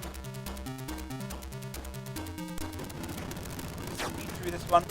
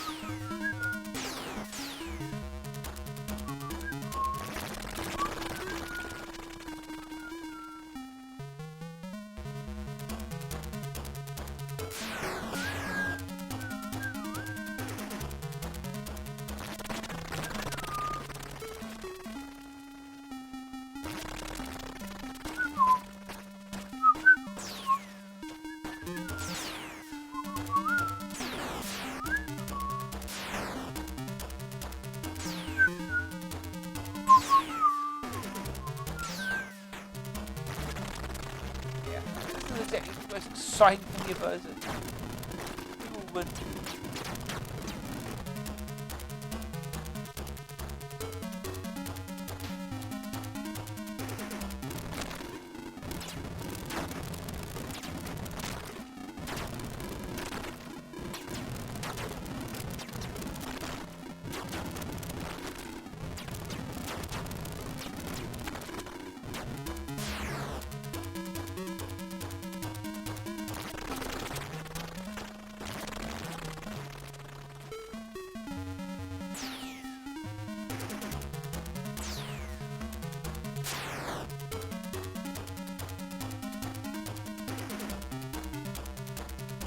suppose. I knew more about how the game worked, maybe. Yeah, well. Yeah, that's Rad Ramp Racer. We'll move on.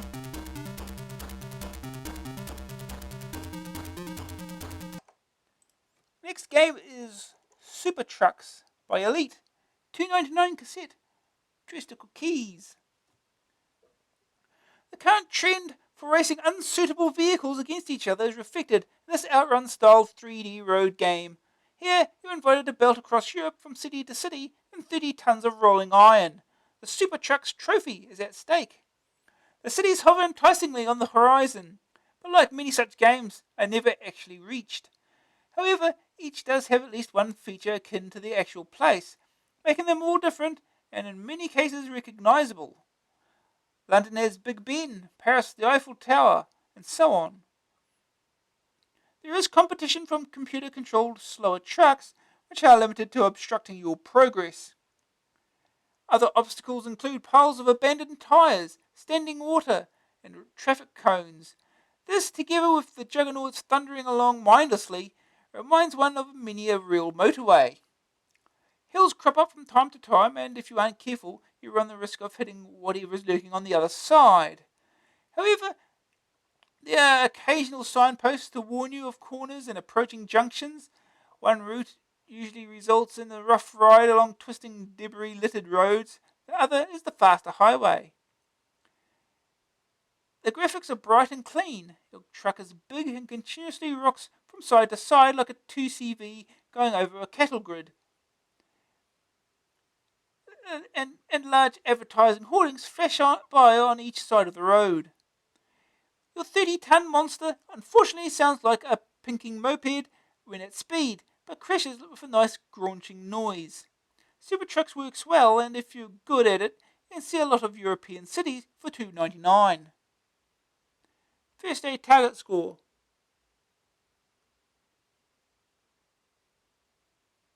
So, get to Paris, I guess. Get to Paris. Second opinion. As a budget offering, it's really very good indeed. The programmers have got the graphics moving at an impressive rate, and your truck handles with all the stodgy inertia of the real thing. Very good. Green screen, still playable. The verdict, graphics, 64%, big and clear, flicker free. Sonics 55%, weedy for a truck. Grab factor 65%, progressively harder. Staying power 56%, repetitive. AA rating 63%, great value.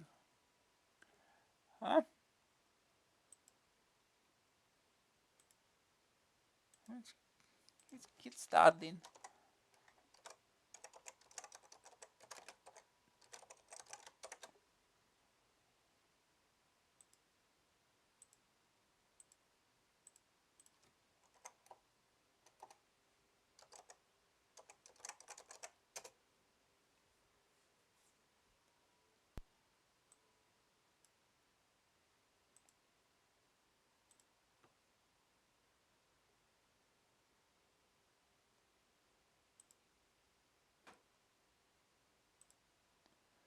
Okay.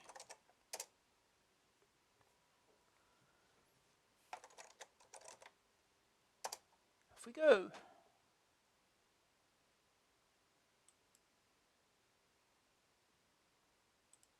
Elite Supertrux.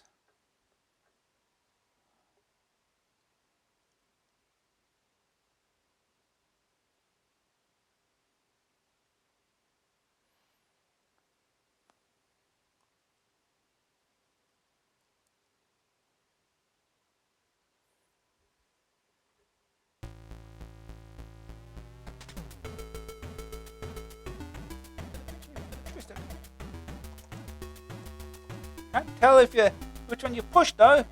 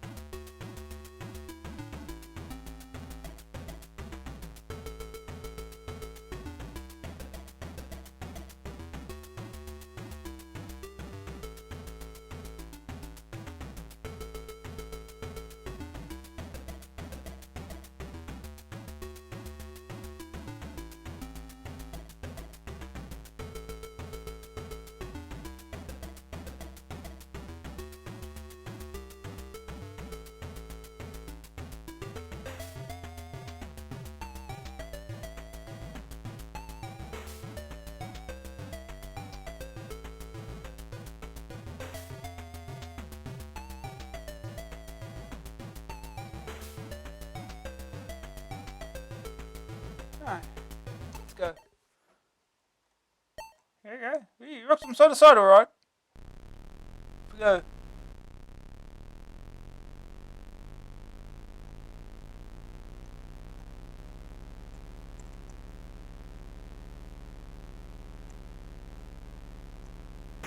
Oh.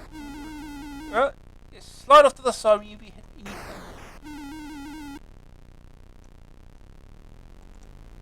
The traffic cones. Oh, jeez.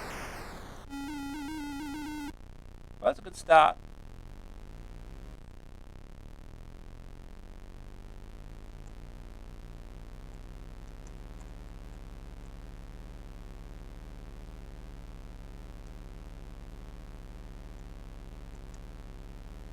Doesn't seem like a lot of.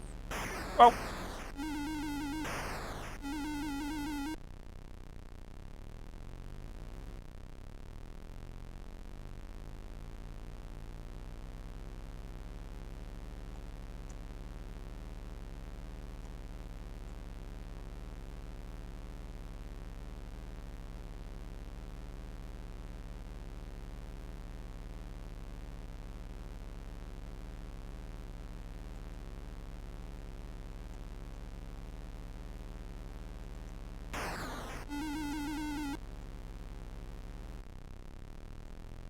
Traffic cones, more traffic cones.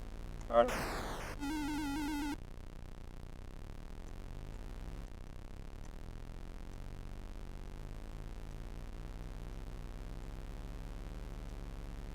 Ah, more traffic cones.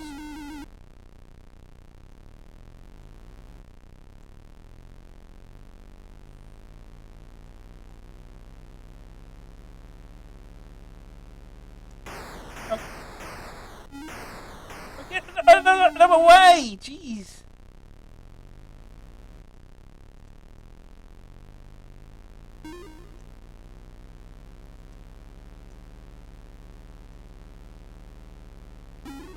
Extended play! Oh, jeez.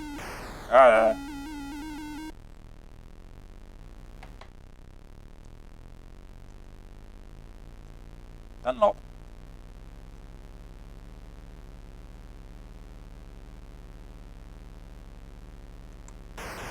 Out of the way.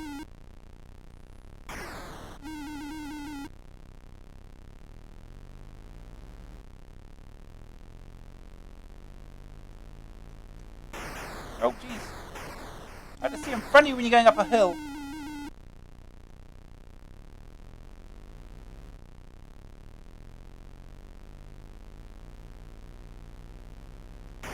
Oh. I don't think I got that close to it.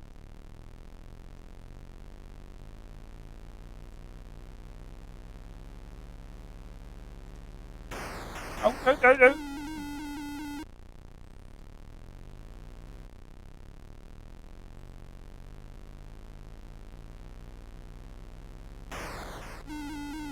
I'm not sure what I was supposed to avoid there. I can't get past anything.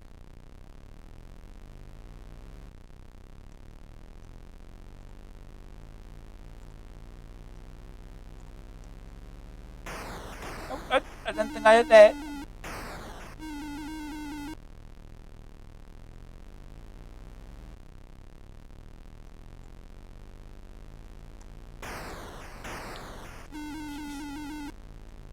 I had to put obstacles on the road just to make it annoying.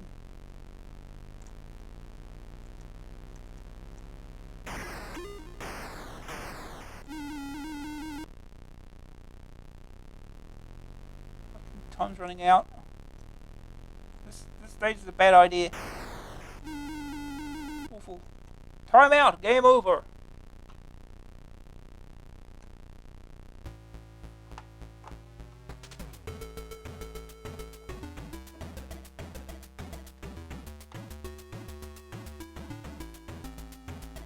Mina Boz, Tim, Cats, PSS, Raz, Moth, Bobby.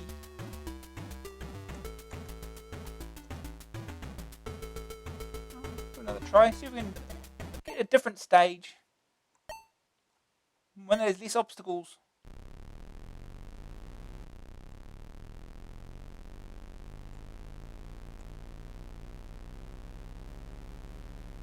Oh god. Hit a tree already.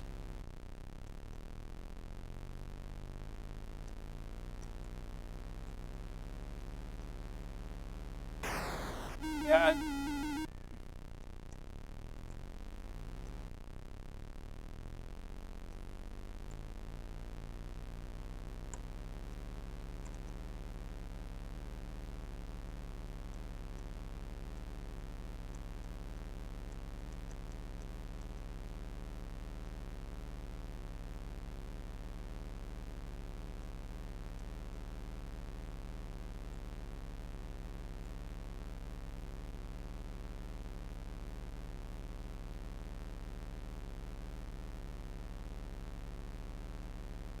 Truck.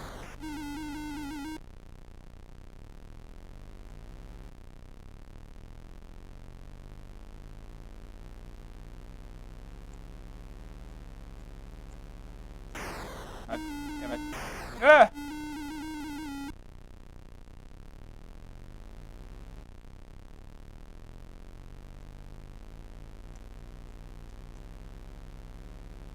Oh. Traffic cones.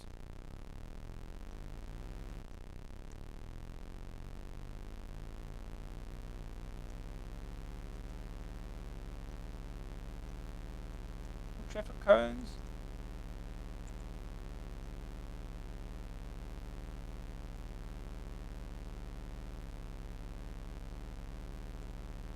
Don't hit the Paris this time.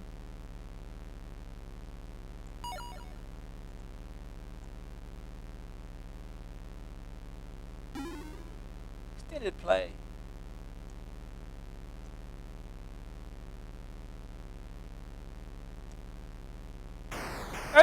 I disagree.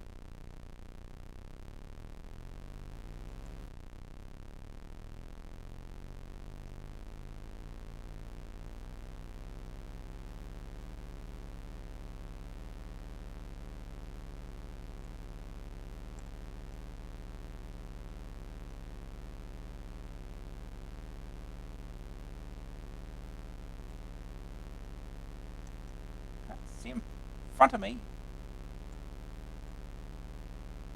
Oh, water! No, truck can handle water. It's a puddle.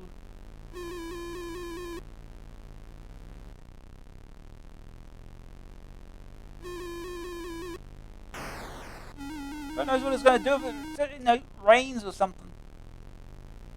Oh, how do you avoid it? Yeah.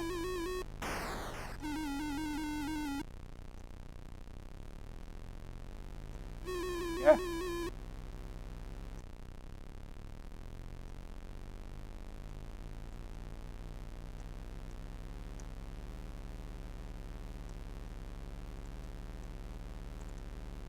seems to alternate from side to side, but still can't always avoid it.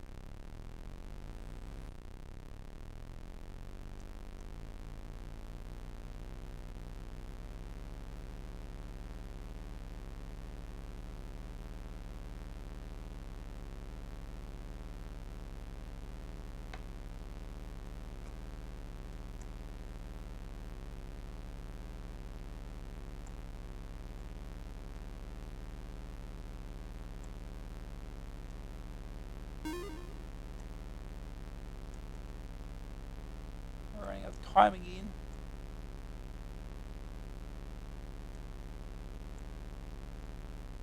Yeah. Time out. Game over.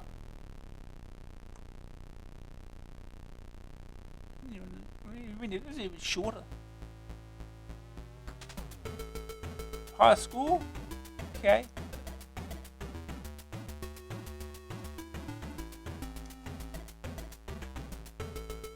I guess that's Supertrux. I think we'll move on.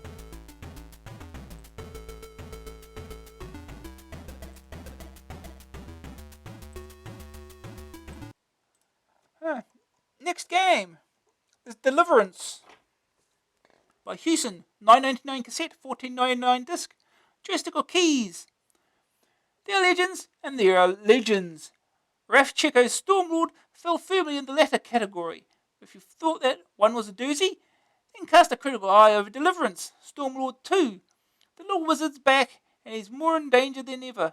He's in more danger than ever. The story pits the Stormlord against an evil black witch who wants to enslave the winged folk. Stormy gets mad and sets out to get even with a fistful of fireballs, a bagload of bombs, and a sack full of stars. The saucy sylphs are being held in the very bowels of the abyss. So, ahead of the magical mayhem master are 6 levels in which he battles his way from hell to heaven. The fight's fast, furious, and far from fair. Stormy has to work horizontally through the fiery pits and caverns of Hades. Bats, brimstones, and other things beginning with B await our hero. Leaping between platforms and other sulphurous pits, he can throw fireballs to toast the opposition and clear the way.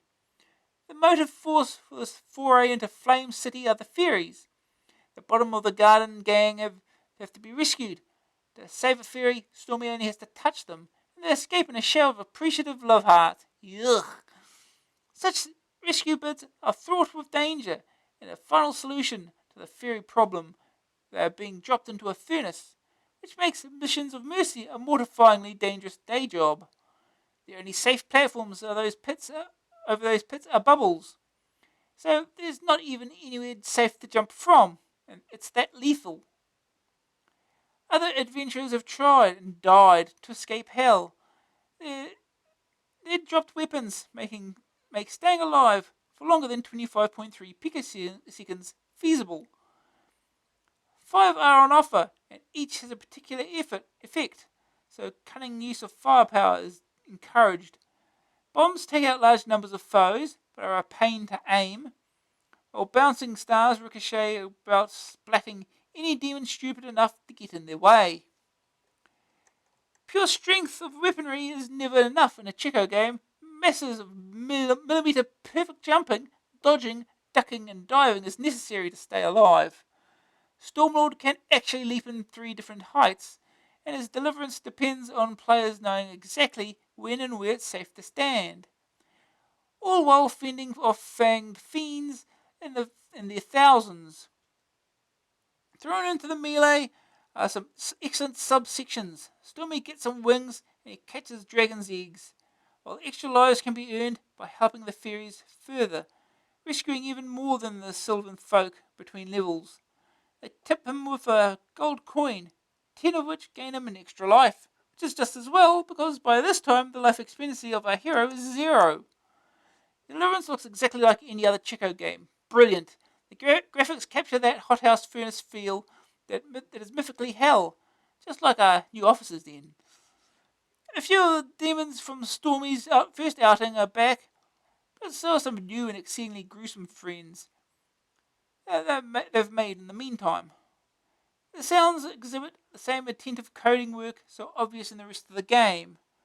The music fits the theme, laden with pacey menace, and the effects exhibit an satisfying explosive roar. What's more, they've wired up the pause button so that as the game freezes, the theme music cuts back in. No big deal really, but a neat touch. The big problem with Deliverance is that it's almost too hard. For all its graphical allure, you'll soon be screaming in pure hatred at your CPC. Even with 8 lives it takes eons to get anywhere. There are so many hazards piled on top of one another that you'll take hours just learning what traps are where. With perseverance, it's possible to progress, each time getting a screen or 2 deeper into the game, and further out of hell. If you're looking for one of the stiffest arcade-style challenges ever, Deliverance is the answer. It's a hard one, but beatable, eventually. First day target score. See the end of level 1. You don't have to beat level 1, just see the end of it. Second opinion. Deliverance is such a pretty game. The background, sprites, even the incidental graphics are simply scrumptious. It falls into the same trap as its predecessor though, and despite the 9 lives, it's just too hard. Green screen. Ruins the atmosphere, but perfectly playable. The verdict. Graphics. 90%. Beautiful fire and brimstone. Great mix of horror and fantasy. Sonics. 88%. Great music and effects. Grab factor. 77%. It's very hard, but that can be a spur. Staying power. 88%. Tough going and gets tough. A password every 2 levels. A rating 89%. Another Checo corker. But is it too hard? Ooh. Oh, time to get wrecked, I guess.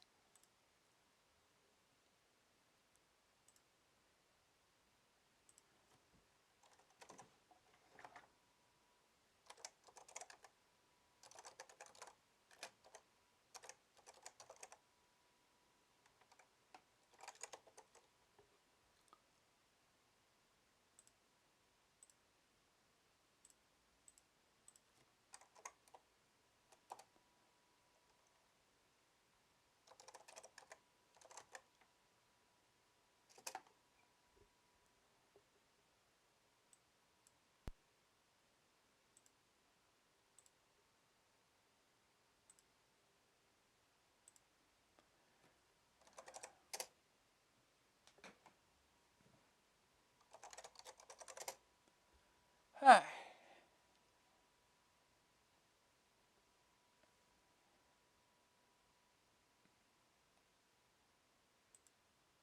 Oh boy, there's 3 parts to the game. Wonderful.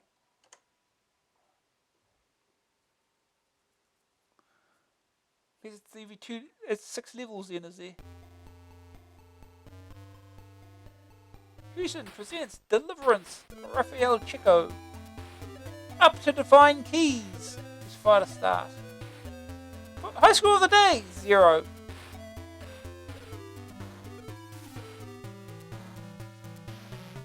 we need to define keys? Not. No. Oh.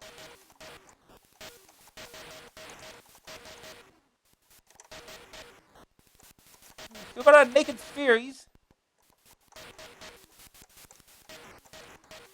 Can we hit this thing, please? You're eating the thing. It'll kill me. There we go. Oh, look, water droplets. I'm sure they're deadly. Thankfully, we have a triple jump, so it's something.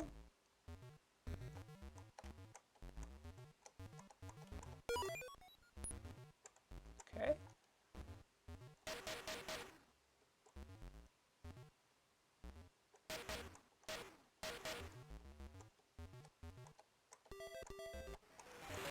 And dead.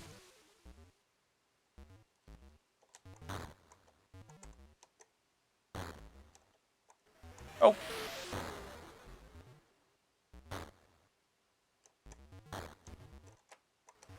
Okay. Let's get out of here then. Oh. I think it just went straight for me.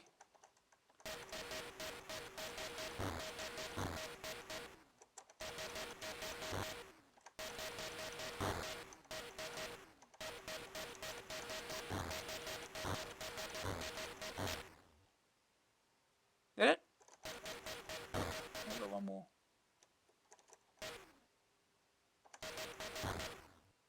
Okay, off we go.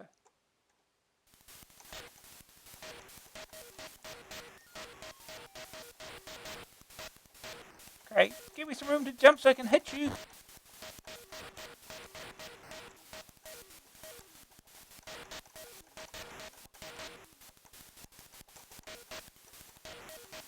Oh!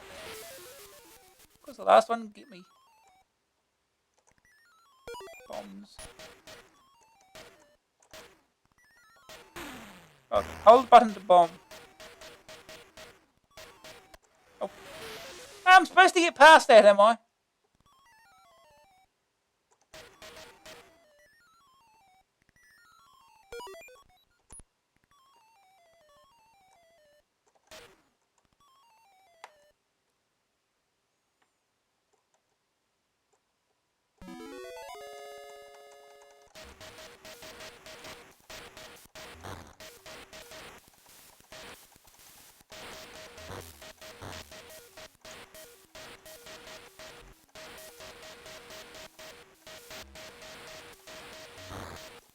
Right, he jumped on top of me.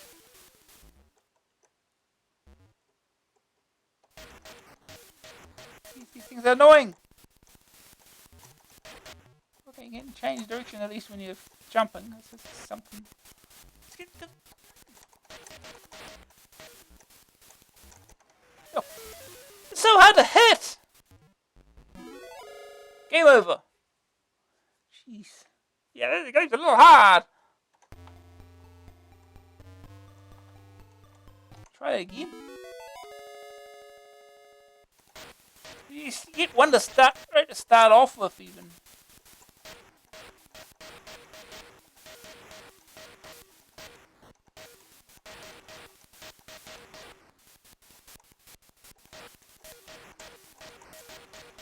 Oh!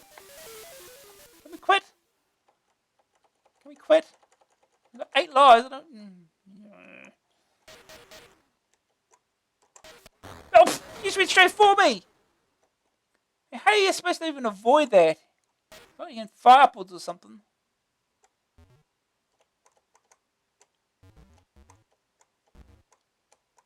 Oh, jump!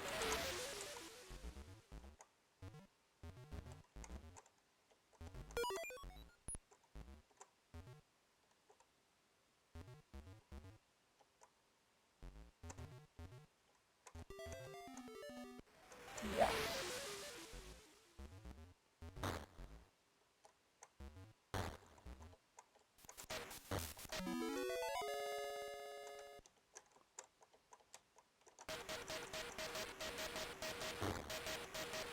Is it safe up here, I wonder?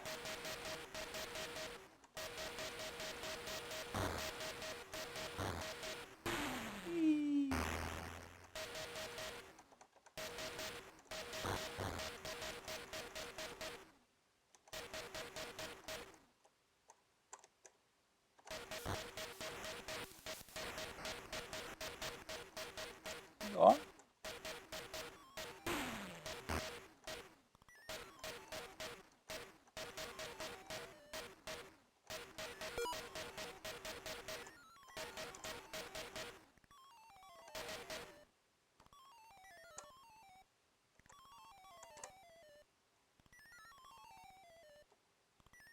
These are the sounds spiders make.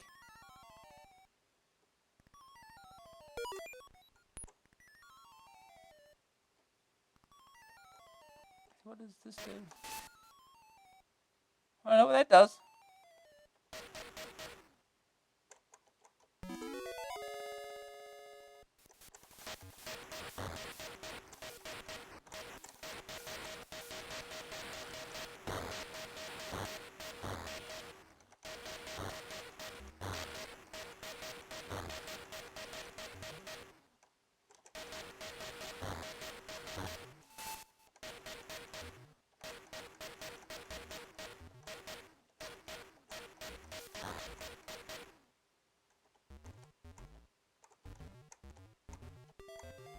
Alright, and jump again.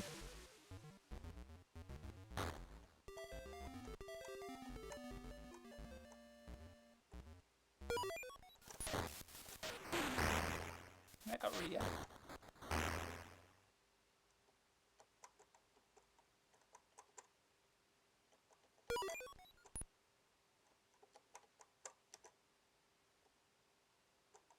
God, boulders! Yeah, that's fair. Ah, I was supposed to avoid that.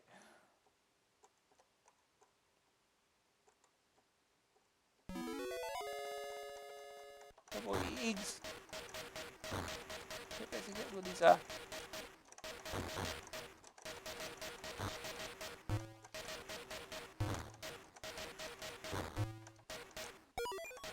Oh, you picked these up? How was I supposed to know that? I assume everything kills you. Okay, we've got a swap section. Okay, this is more fun. Oh, he's still dead though. Oh, a lot of fun bit.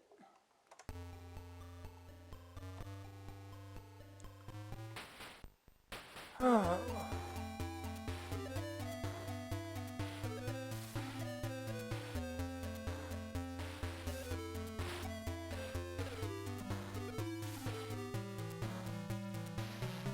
I'll give it one more go.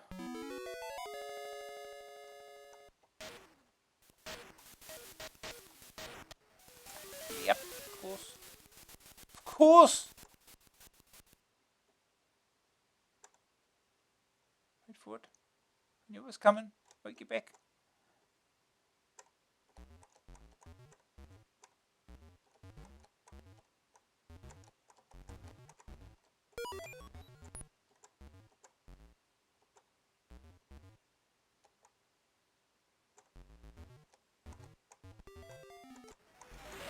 Of course.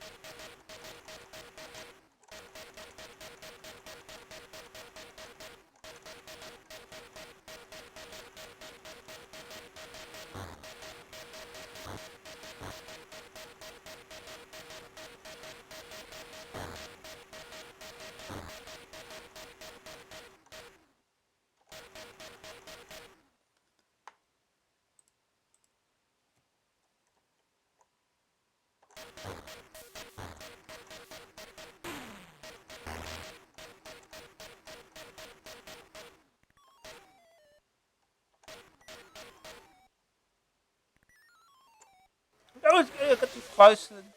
Little red bubble that disintegrates you.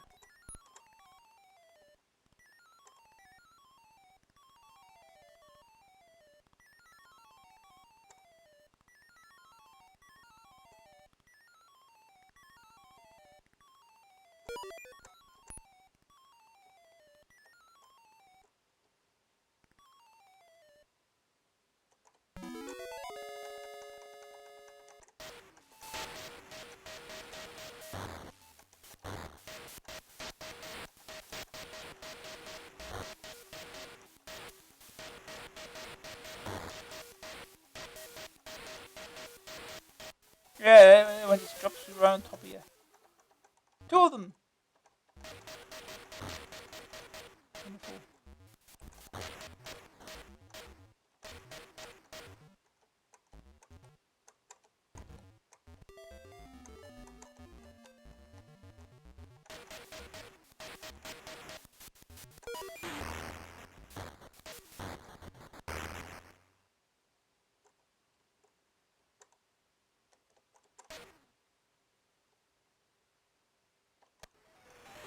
Yeah, it's avoidable or something.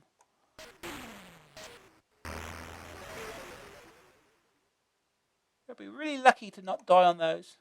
Ah, third one.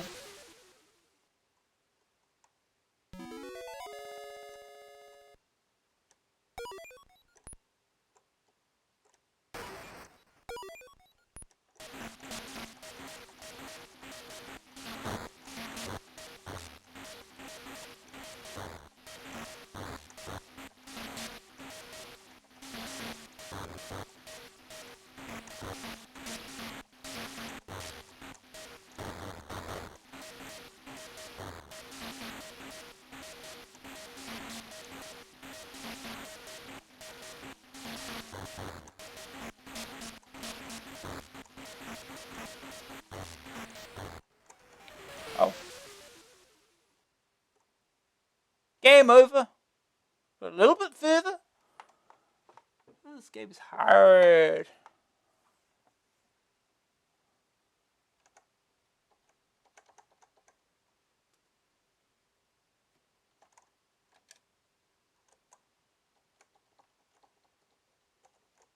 I think the game's had enough too.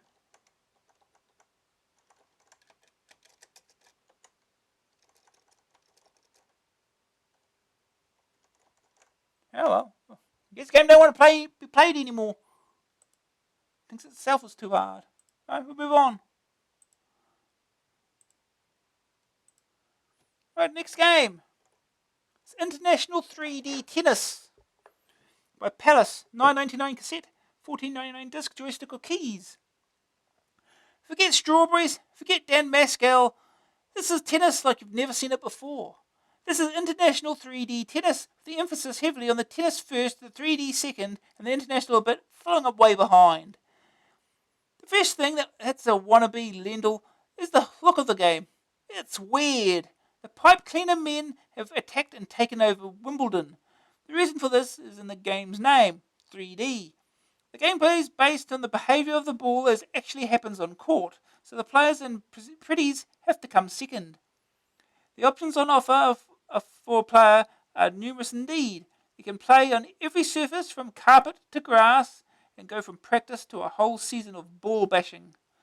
But then, virtually every tennis sim ever has had these features. What's different is the amount of control you have when the game's on. On court, the flexibility of the 3D system comes into its own. Players have a choice of 4 different skill levels which affect the way the game's actually played. Beginning on amateur, you don't have to move the man, and when the ball's in range, he flashes to give a subtle hint that it might be a good idea to hit it. With the CPC lining you for the returning shots, you know that play will be good if you can time the strike right and put the ball in the right place. The position of the joystick determines where the shot will go. The court is divided into 9 imaginary sections, and pushing the stick in the correct direction makes it head away from your opponent, leaving him no chance of returning the shot. In fact, apart from this, all you can do on amateur level is control how close to the net you want to be. On semi-pro and pro level, you also get the benefit of super serve. This little number helps you drop the ball in awkward places on court while serving, thus making life particularly hard even for the computer players. Life gets a tinsy bit trickier for the pros though, because now you have to choose when you want to hit the ball. The player no longer flashes, and you're supposed to be skillful enough to know when to win all by yourself. The final leap is the tennis ace, and now the fun really begins, and International 3D Tennis really comes into its own with the option of laying some serious spin on the sphere. Pressing the stick after the ball has been hit gives you control over the bounce when it hits the ground. Press the fire button a second time and press forward for a top spin, giving the ball fast, low bounce. Or pull back for backspin for some unexpected high, slow bounce. Now you have the abilities, all you need is match practice. Well, very nice, you may think, but how does it play? Initially, the stickmen are off-putting, but eventually start to look normal as you get to grips with the complexities of modern tennis. Once you've gained a basic grasp of the game's parameters, you can get cracking on the tennis itself. Luckily, it's easy to learn. In no time, you'll get a feel of how to wrong foot the other guy, how to outspin him, and how to serve up an ace after ace. It is, of course, if you get to the tournament or the season, as if by magic the players suddenly get a little more competitive. International 3D Tennis is a novel approach to a game which has been done to death already on the home micros. The use of 3D is not only unusual but effective, allowing much greater control than is normally seen in full sprites. It makes winning more dependent on skill and less on luck, a very good thing. The graphics, however, are the weak spot of the game, understandably limited by the format. The sprites still look like refugees from an earlier Stone Age of gaming. Everything else, however, is so well done that you can almost forgive them. If you want a tennis simulator and not a tennis imitator, then this is the one for you, especially if reality and not pretty sprites are your bag. There's subtle gameplay by the lorry load. As a package, however, the same old problem rears its head time and time again. It just doesn't look good. It's certainly clever, but it ain't pretty to watch. First day Taylor score, win a match. Second opinion, totally weird. Get past the wireframe sprites though, and then tennis itself is excellent. Easy at the lowest level, very tough at the highest. It should give every gamer a run for their money. Green screen, No loss of vision. The verdict, graphics 78%. Stunningly clear 3D with multiple views. Awkward to watch. Sonic 77%. Isn't that the Beebs tennis jingle? Grab factor 61%. Off-putting something. Pics. Off-putting pics. Almost too real. Just it, but the CBC helps out. Staying power 89%. There's so much subtlety in the game. It'll take months to become a real ace. AA rating 81%. The most realistic tennis sim ever.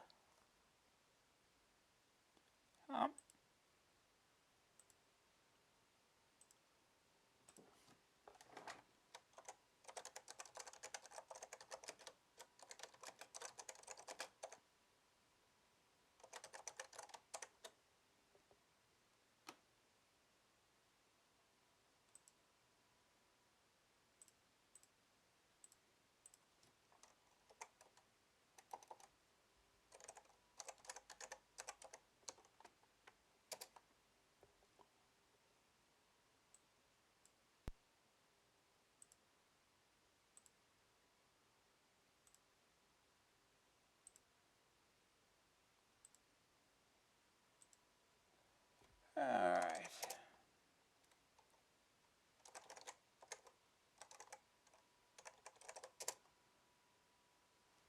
Time for tennis. This makes a change from football.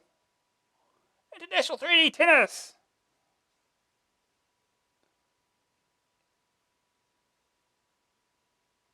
Yeah, that's the colour of a tennis ball.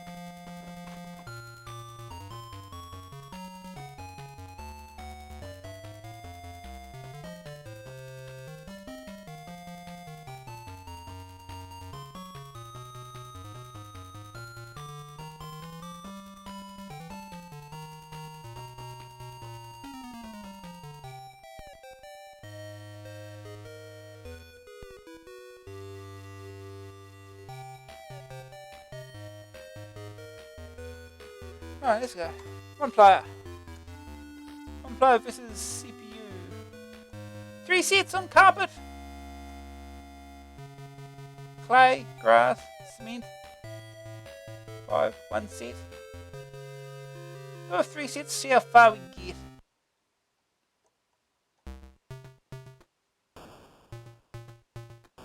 Change the music.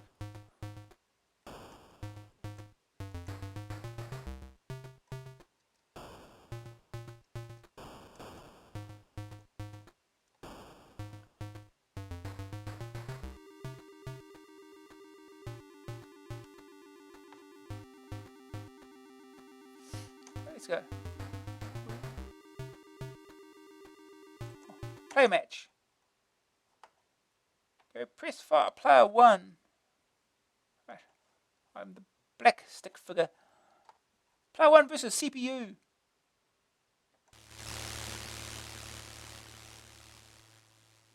I don't have to move. This is on amateur. I'll move up and down, I think. That's all.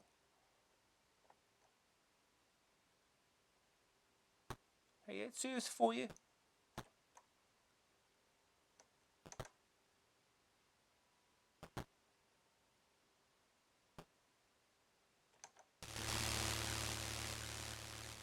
I don't have much time for that.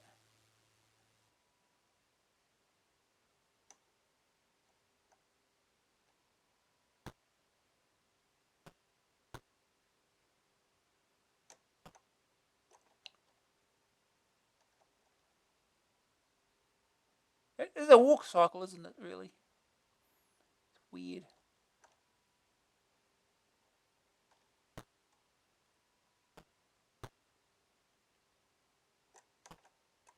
Damn it.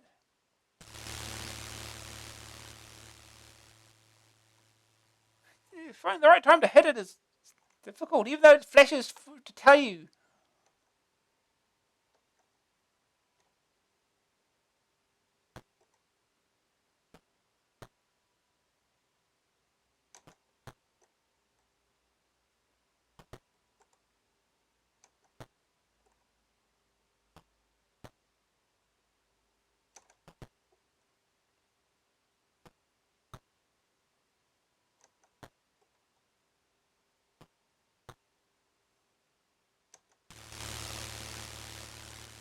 Oh, I got it. That's alright.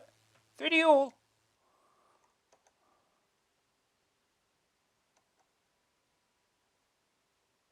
I think I might have should have only had one set, perhaps. Maybe we'll just play the one set. Missed. Oh no. 40-30. We're fine.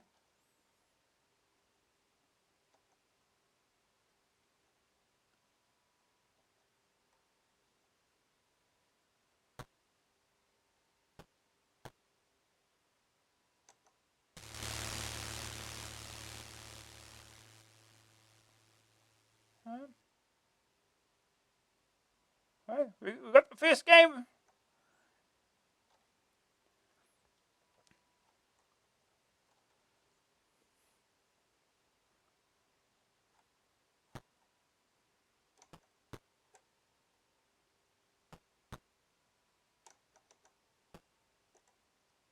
How did I miss that?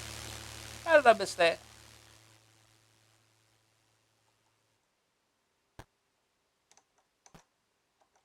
Okay. I should probably not swing early. That seems like a bad idea.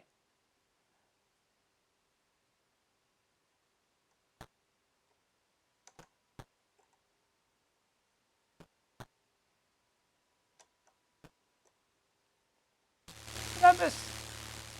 Ah.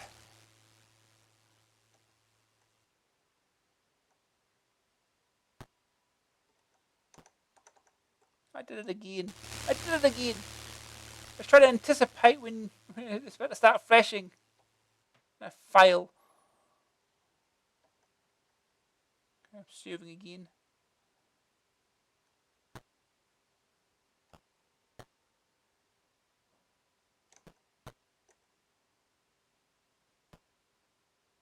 Oh, wonderful.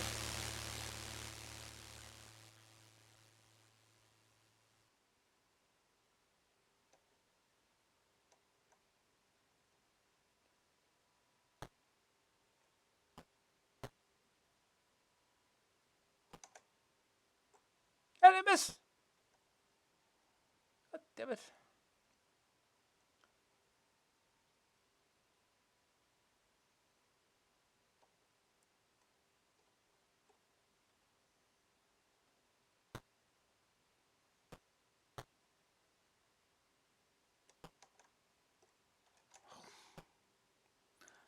I have it.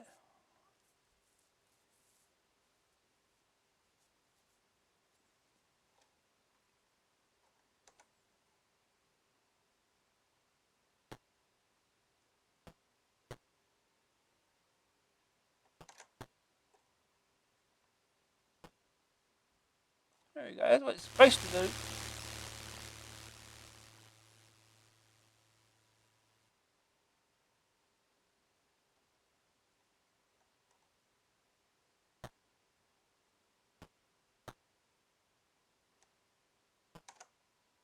Hey, did it again. Swing the damn thing.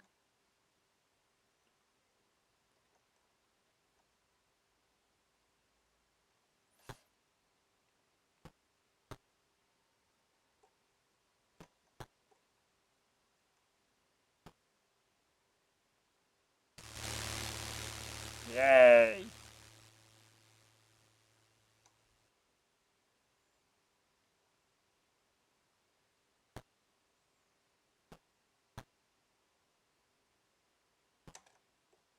It, again, it didn't. Swings and misses.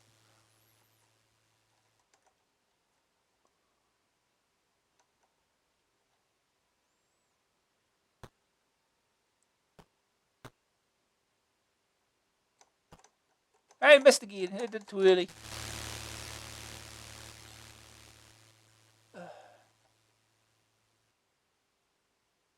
We're back on the bottom again.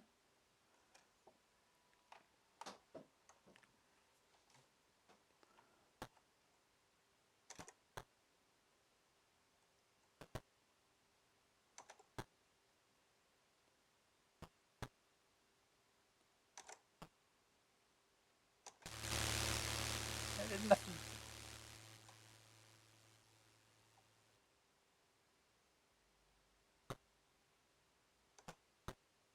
We should just push the button, run away that direction, see what happens. No, that doesn't make no difference. You're supposed to get in the right position. Should hit the ball. No, it seemed out of bounds, didn't it?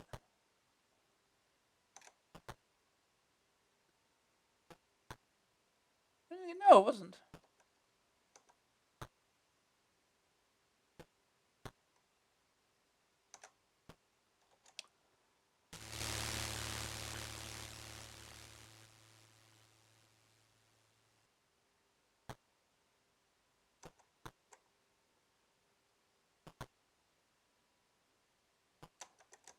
I did it again. I can never predict it. I know what to do without the flashing.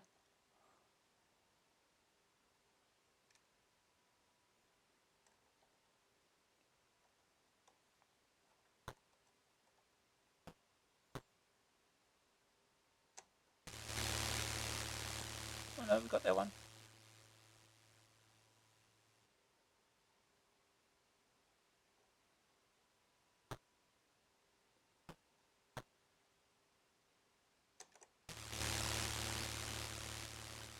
He's overshooting, which is good. Why can't you do that any other time though?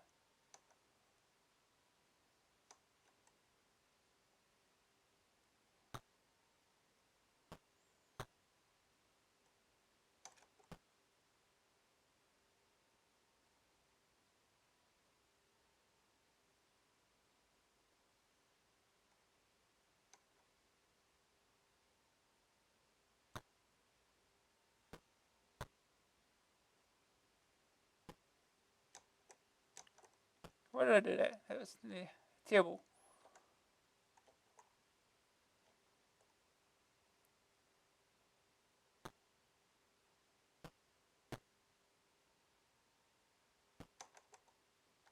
I think I was too late.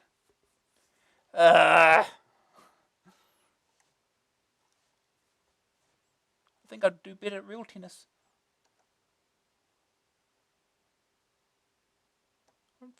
Serve the ball, thank you.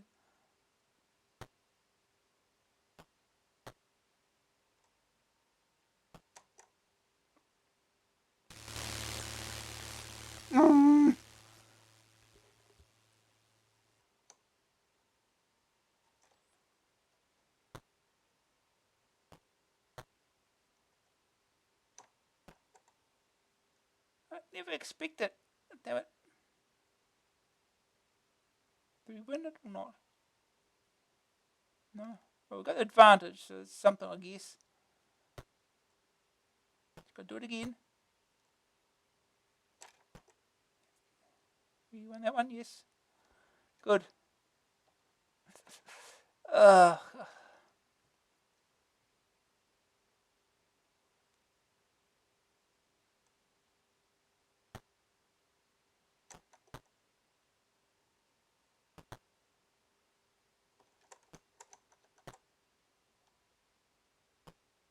Where?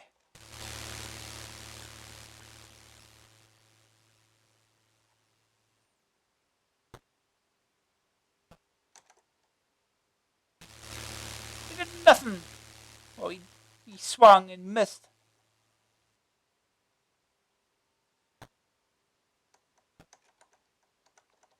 Swing. That was too early.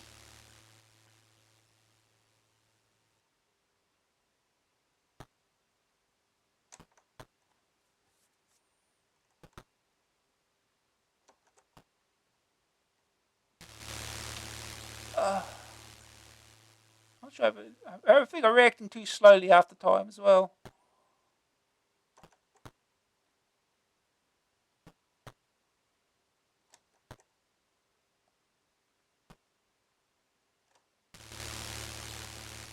Yeah, that looked normal.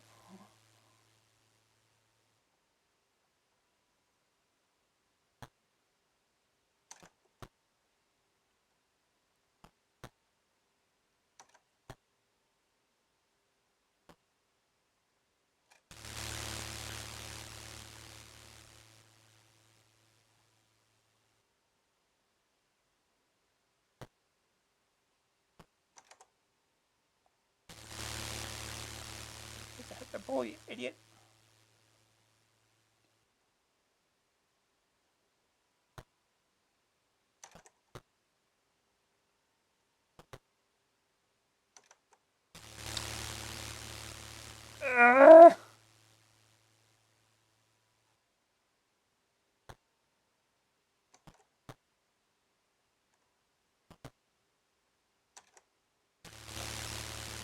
How did that miss? Oh no, that's right. Oh god, I screwed that up. It's too early.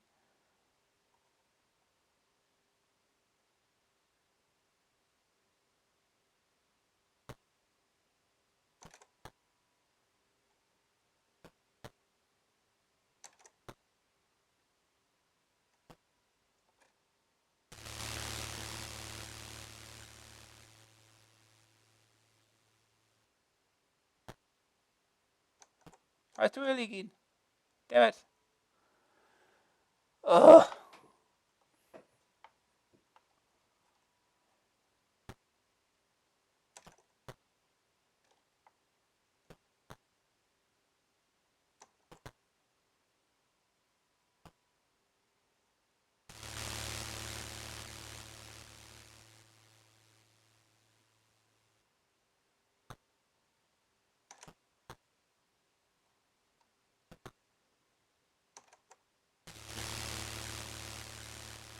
Keep missing.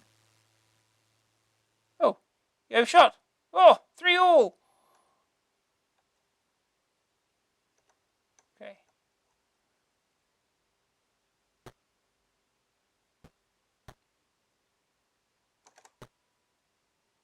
What did I head back to him for?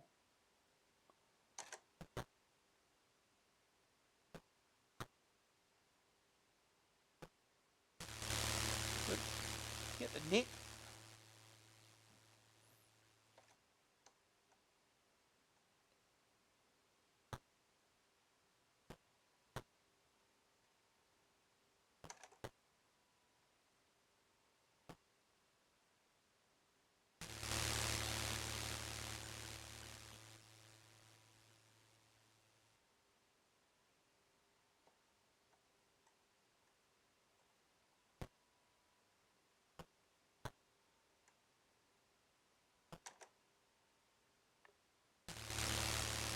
Good shot.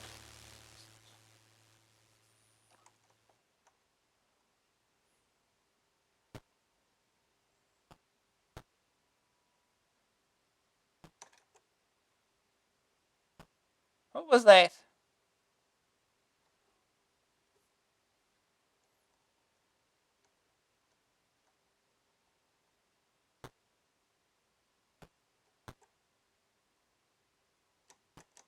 Oh, I did too early. Damn it.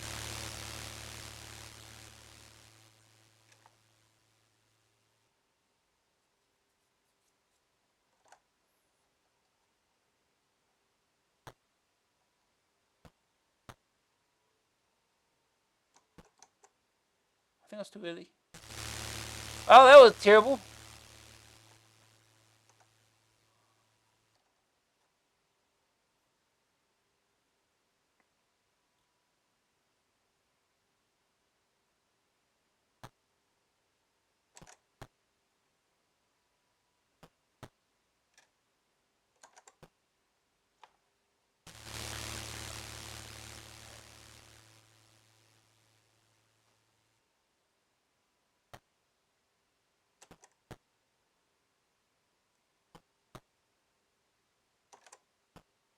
Really?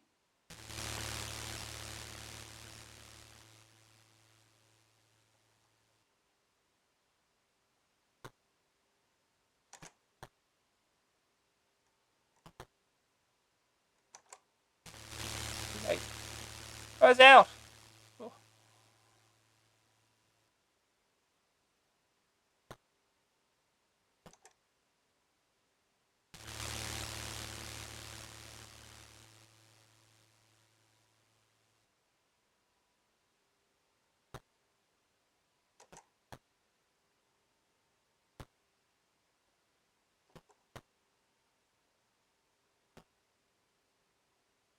How did you miss that?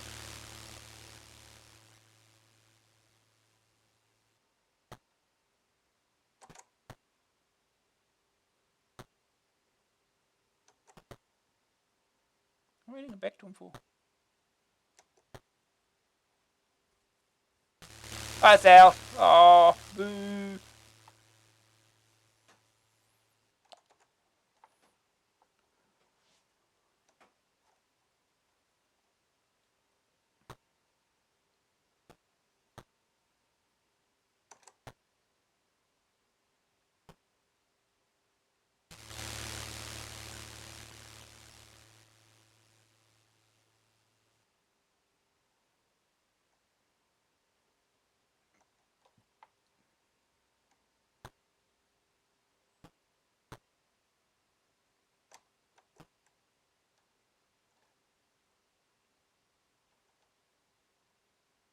It's out. That's all right then.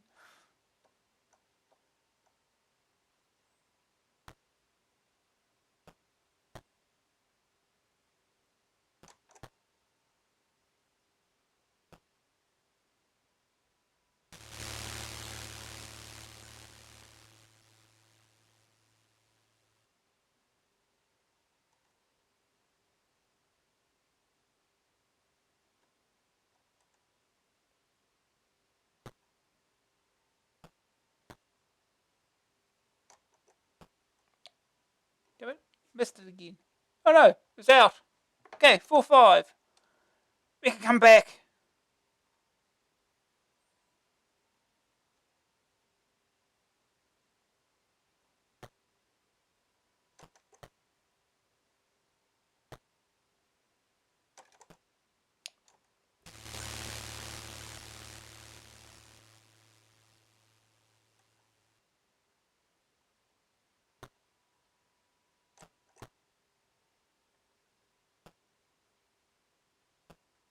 Missed. Here you go, get closer to the net. Seems to not like those.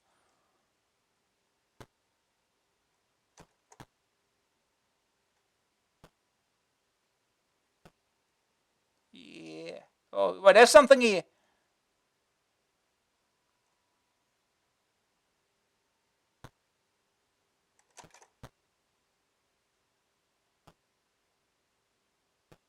Oh, I think we've got a strategy.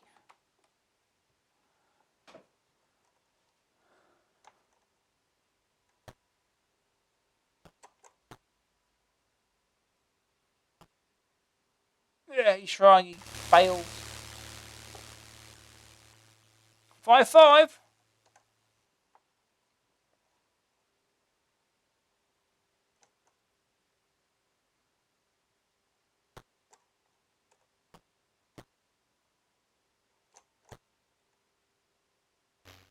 Oh, went over the net. It's fine.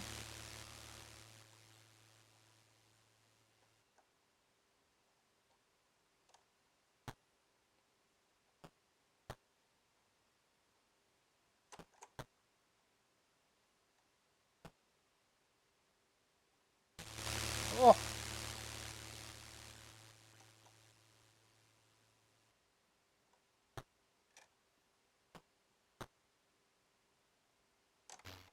oh, hit the net.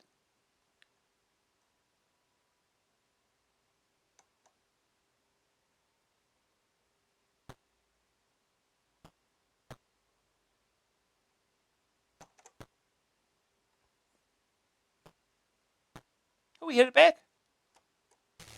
Out. Okay, 6-5. Oh. actually even win a match.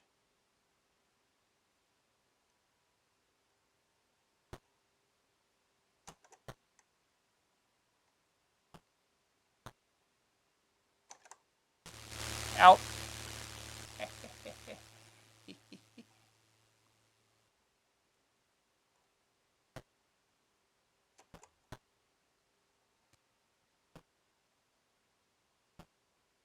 He doesn't seem to know what to do when it gets close to the net. Excellent.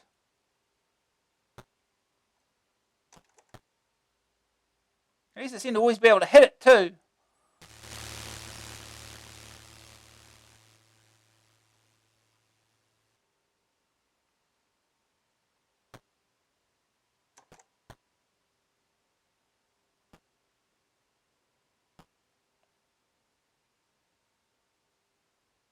Yeah, we want a set. Alright, I think we've played that long enough then. Yeah, this goes on to the next set. We should have just played one set. Anyway, we'll move on. Game will take long enough otherwise. Next game is... Oh, that's it. That's the last game. We finished just in time. Alright, rest of the magazine obviously to go yet. The Lords of Chaos. Look, they even already knew it was an AA rave before they did the advert for like Psychic or something.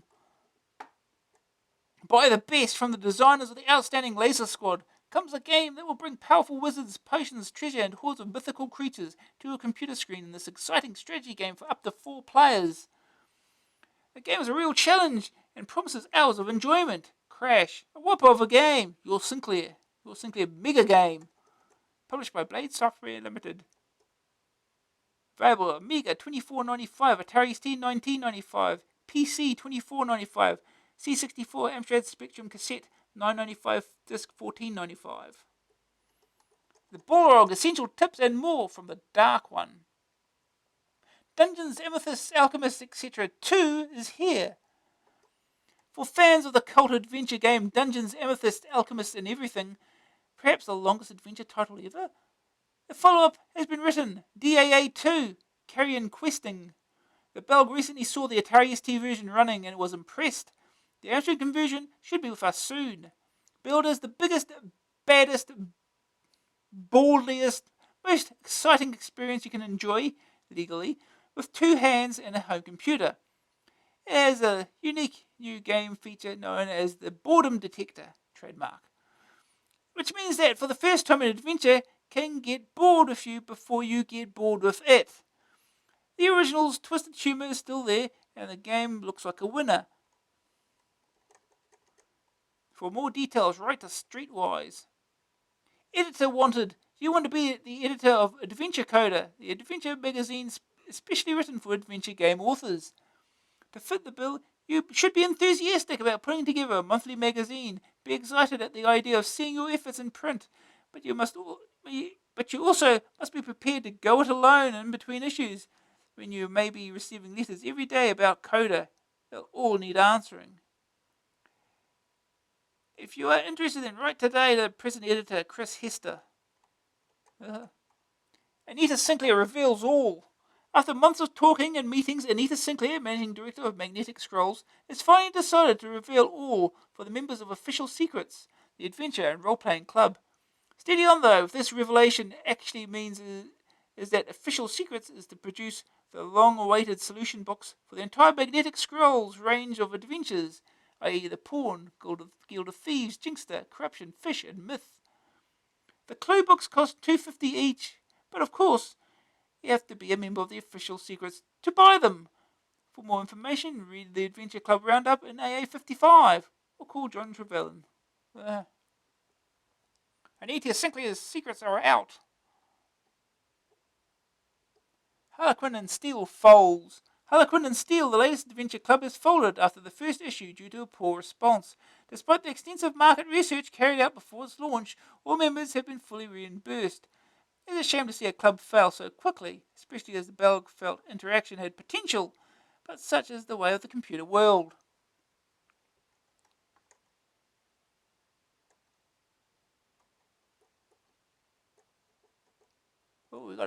we've got an actual adventure game review.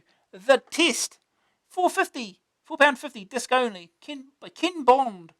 Ken Bond is somewhat of a miracle. He is the only Amstrad user who actually writes adventures with Gilsoft's professional adventure writer. And the results he obtains demonstrate the power of the PAW. The Test is no exception.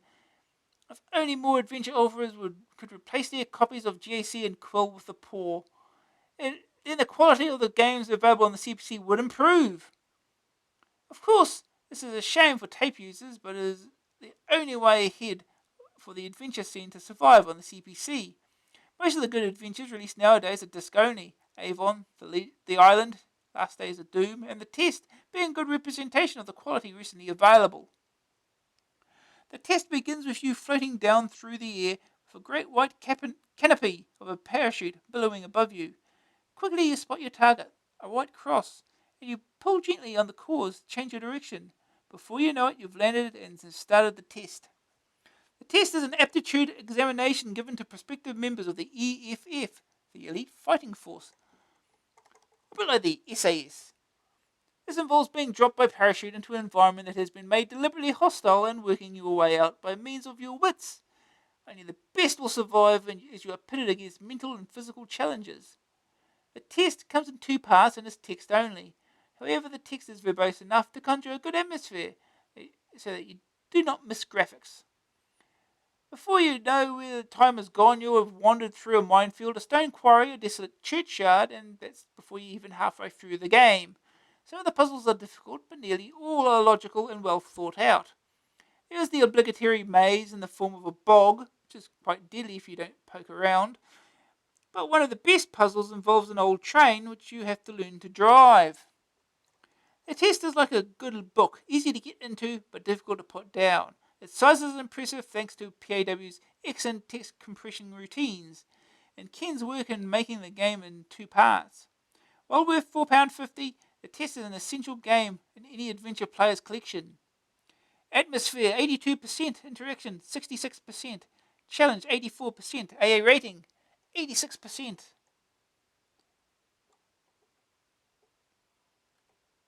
Oh, got it. Got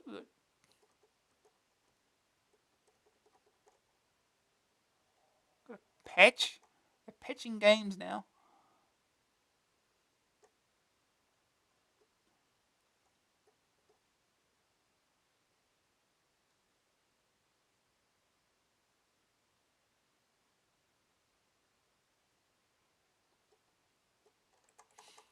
Hobbit query.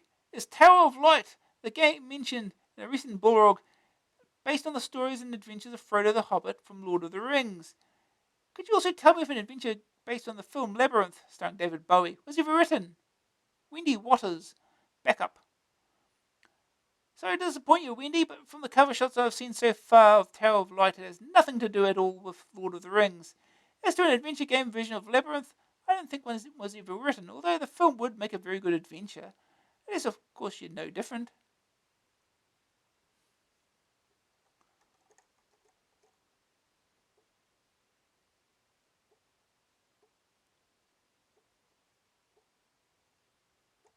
Any more Multi-Face 2? £10 off? It's crazy for K. These are back issues again. Don't miss out. Our prices are for UK only. Overseas prices: Europe £5, rest of the world £7. To order back issues, use the subscriptions order form opposite. Free game when you subscribe to Amstrad Action.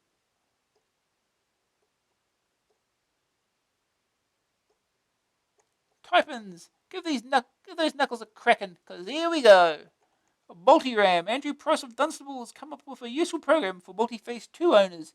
The Multi-Face has its own internal bank of 8K RAM, and his utility allows you to store your own programs there. 2 RSXs are set up. They allow you to put the program into the RAM and to page them back so they can run. L-Base. Paul Dwyer-House of Hawarden, Clwyd. I think that's in Wales. Hence the lack of vowels. This has produced a beautifully polished program that he calls L-Base. It's a label printer, come database. So if you send a lot of mail, then it could be a godsend. The database is set with 6 fields, each being 40 characters long. All of the features from the menu are selected using the cursor and copy keys. In the text editor section, use the tab key to indent the text by 5 spaces. To print a label, align the top of the label with the ribbon. The printer follows the line feed to start with. To print another label, select the line feed option to align the next label correctly.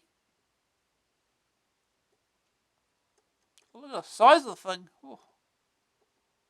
It's like 2 pages worth almost. Poke it. Have you ever looked on jealously as black box pokes in cheat mode? Wish you had a multi-face so that you too could get those infinite lives? Well, Graham Rules of Dartford, Kent, is set to change all that. His Poke It program hides itself away and is activated at the press of a button. From there you can enter the pokes as with the multi-face. When run, the program installs 2 new RSX commands. A bar install installs a routine. Bar run increases the chances of the routine working. To use it, type bar install. This will set up the routine ready for use. Now load the game in as normal, but remember to use run instead of control enter if you are loading from tape. Why? When the game is loaded, press the small enter key. If all is well, the screen will clear and you'll be prompted with enter address. Type in the address in hex. Enter byte. Type in the byte. AC9 400. And you've done this, you'll be asked, is this okay? If you've entered the poke correctly, press yes, otherwise press no. After this, press the space bar. You may find that the scenery has been messed up a bit, but this cannot be helped. If pressing the small enter key has no effect, load the game using bar run. This only works for binary files on tape, but it could increase the chances of the routine working on a game.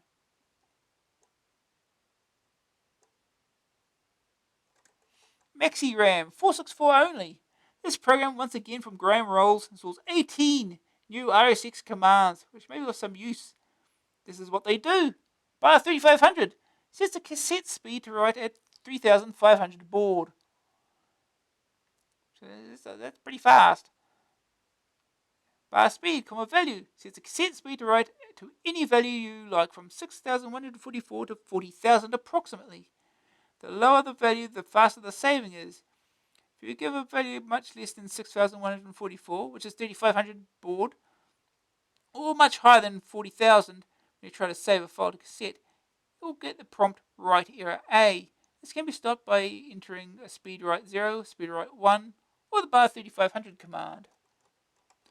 A bar memory, same as the memory command, but does not give any memory full error messages.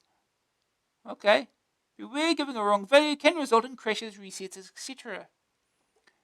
Right. Bar exchange exchanges the contents of one block of memory anywhere in RAM with another block anywhere very quickly. Bar fill fills all the memory locations between the start address and end address with any value. Bar clear dot input, the same as the Wallen keys. Okay. It's just easier to remember. Same as 6128's clear input command. So if you are entering a 6128 listing on a 464, bar clear dot input instead of clear input. Yay. And a lot more commands. Makes all the characters bold, makes all the characters thin, makes all the characters italicized. Oh. To relocate, puts the buffer basic uses somewhere else in memory. That's freeing the RAM. Okay.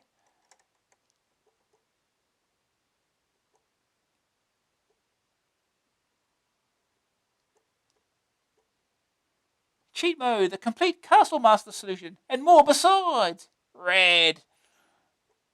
Castle Master, a unique blend of skill is incorporated in this truly wonderful poke. Andy Price, Keys, and Mike Wong, Health, have joined forces to produce this epic cheat for Incentive's Castle Master disc, so no longer you need to search in vain for the elusive junk room key.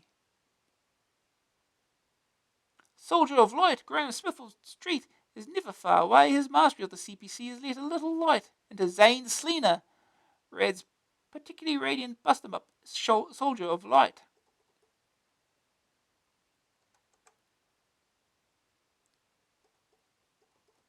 Italian Supercar. Hot from the cutting room is Andy Price with Codemaster's new game Italian Supercar. This cheat brings you all the time you need to finish and any amount of takes, that's film talk. Also, should you own a multi-face, you have the option of choosing which scene to play. Psycho Hopper. Trento may have struggled with this game, run away indeed, but Graham has fixed it so everyone can get to grips with this fiendishly difficult Psycho Hopper. And why not? Like it says on a shirt, why not? It doesn't help the controls though, does it really? Batman. Long ago, before Nicholson, there was a pleasant little isometric version of Batman by John Whitman and Bernie Drummond. It was cute, but it was difficult. Nicholas Irving of Farnham, spurred on by the latest grim incarnation, has swung into the rescue of disc owners everywhere. Holy antiquarian. Yeah, antiquarian. Airborne Ranger. I'm not going to read that because that's hard to read. Thrust. An oldie but goodie Firebird game, Thrust, has had its built-in cheat discovered by Robert Lowe of Mythal. Press keypad keys 2, 5, 8, up arrow, and escape to give it any time to advance the level. X-Out. Some of the more eagle-eyed among you have noticed either a built-in cheat or a very fortuitous slip-up in the explosive Rainbow Arts game X-Out. Basically, to get as much money as you like, simply give a ship, etc., and simply take a ship, etc., and instead of buying it, give it to the Melob, bottom right of the select screen. The score will increase each time you do so. Having done this a few times, you can buy as much as you like, but keep an eye on your score.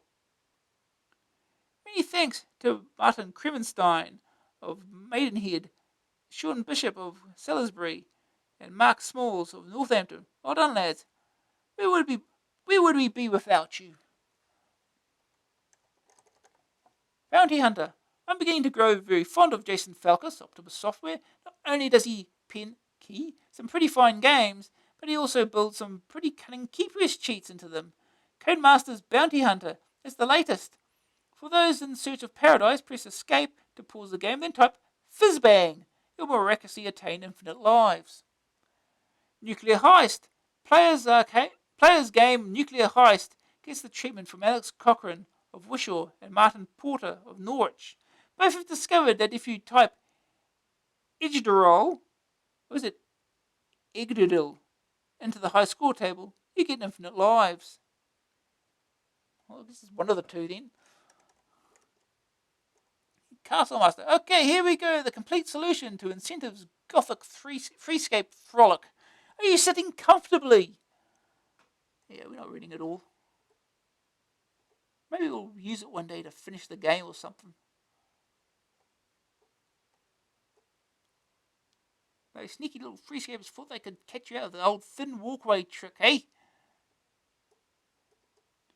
Here's a complete solution. Things that go screech in the night. Your map as well. Stop horsing around and find that key. The key on the belly of that horse.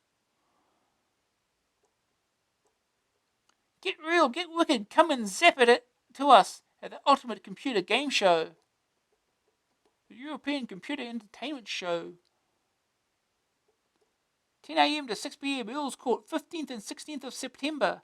A portion of the entrance fee will be donated to Childline. Great day out for all the family.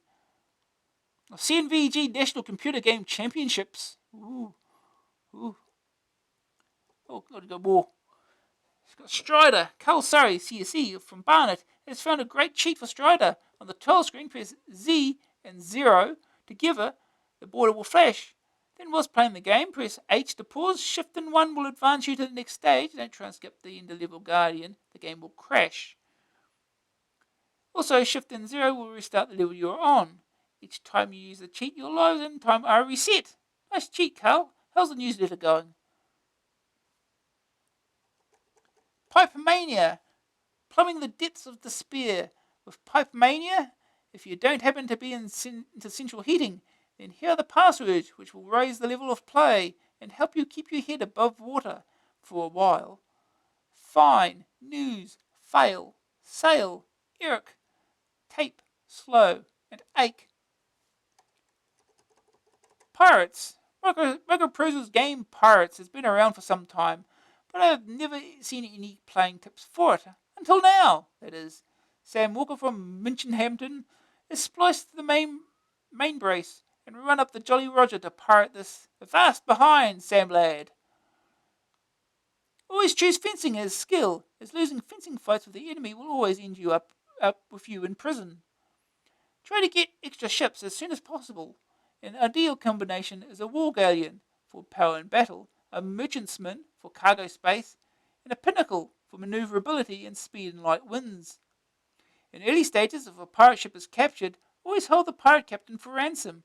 In general, the pirate should be taken to the governor, whose nationality is the same as the area where he was captured, i.e., if the pirate was captured in English waters, he should be taken to the English governor. Try to amass a large crew. It is advantageous in battle. The only problems are the need for greater amounts of food and the proportion of plunder is less. They tend to become angry more quickly if gold is on the short side. Look for enemy towns with no forts on cities list, as these are very easy targets in battle. Some towns have large amounts of forts, but few soldiers. These are best attacked on foot. Look for enemy towns that have been attacked by Indians, as their attacks will decrease their soldiers' numbers. If a damaged ship is captured, the speed of your whole fleet will be slowed down. It might be best to plunder than sink her rather than keep her. When fencing with an enemy, having only a small number of men, choose a cutlass as it does the greater damage. If the men's morale decreases, they will start to desert at port. Remember that the crew attaches no value to ships, goods, etc., just the amount of gold. Selling some ships or goods to get more gold will cheer them up. Some multi-face pokes. Small ads. Only pools and horses. Yay. The Blitz Basic Compiler. At last, a full compiler for Amstrad Locomotive Basic. Public domain, free for all. Welcome back to the column that puts the P back in PD instead of taking the P out of it. What? Having only recently moved into the DesRes column, I'm still a bit disorganized, so heavy in-depth type reviews will have to wait for a while. Meanwhile, I'm having a quick scan around all the new CPC public domain software that's being piled onto my desk. While I scan, carry on with the column.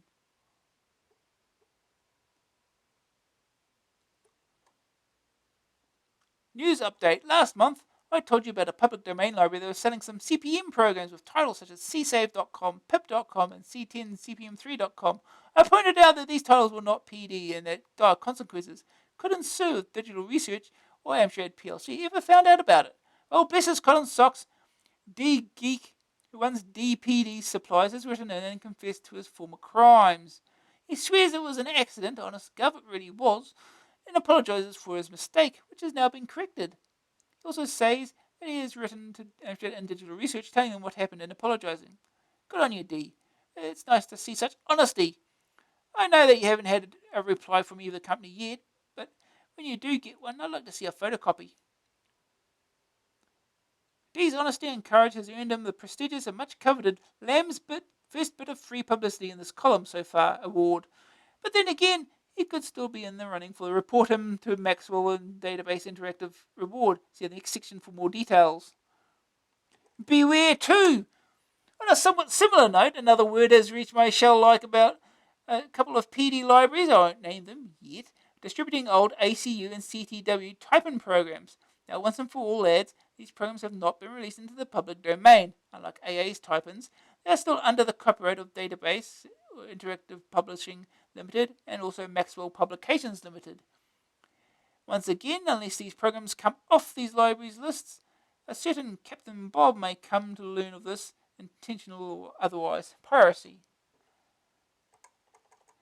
Amongst some of the other people who might be interested in suing you for outright copyright infringement are Jeff Walker, Rakesh Borara, Barry Wise, J. Fox Geen, David Hall, Alistair Scott, Alex Aird, and the Valentine Twins, Uncle Clive Bellaby, Ellen Tilling, and last but not least, Auntie John. Okay. Ooh. Deserted Island Discs. CPM file handling utility. It's all utilities. I've got a fellow game at least, I suppose. It's something. Okay, I give in. I have at least one Othello clone on my desert island. Nemesis 4, it's called. For whatever reason.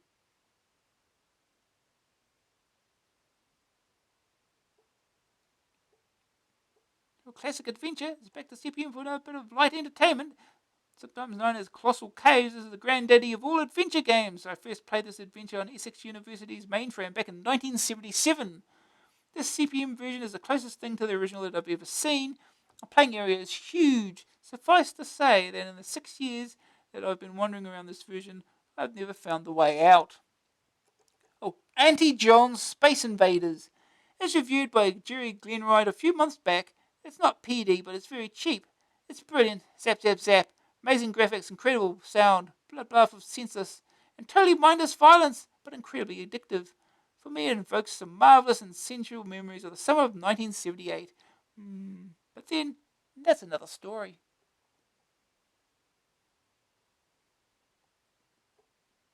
AA Buyer's Guide, it's still here.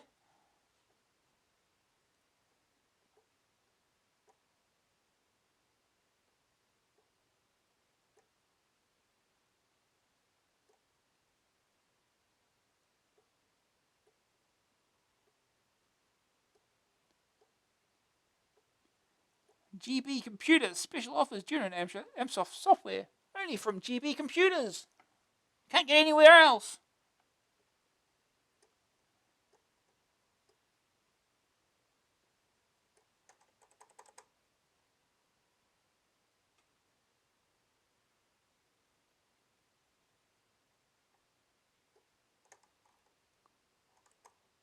Go by disc, you CPCs. Okay. No hidden extras. Okay. We believe you.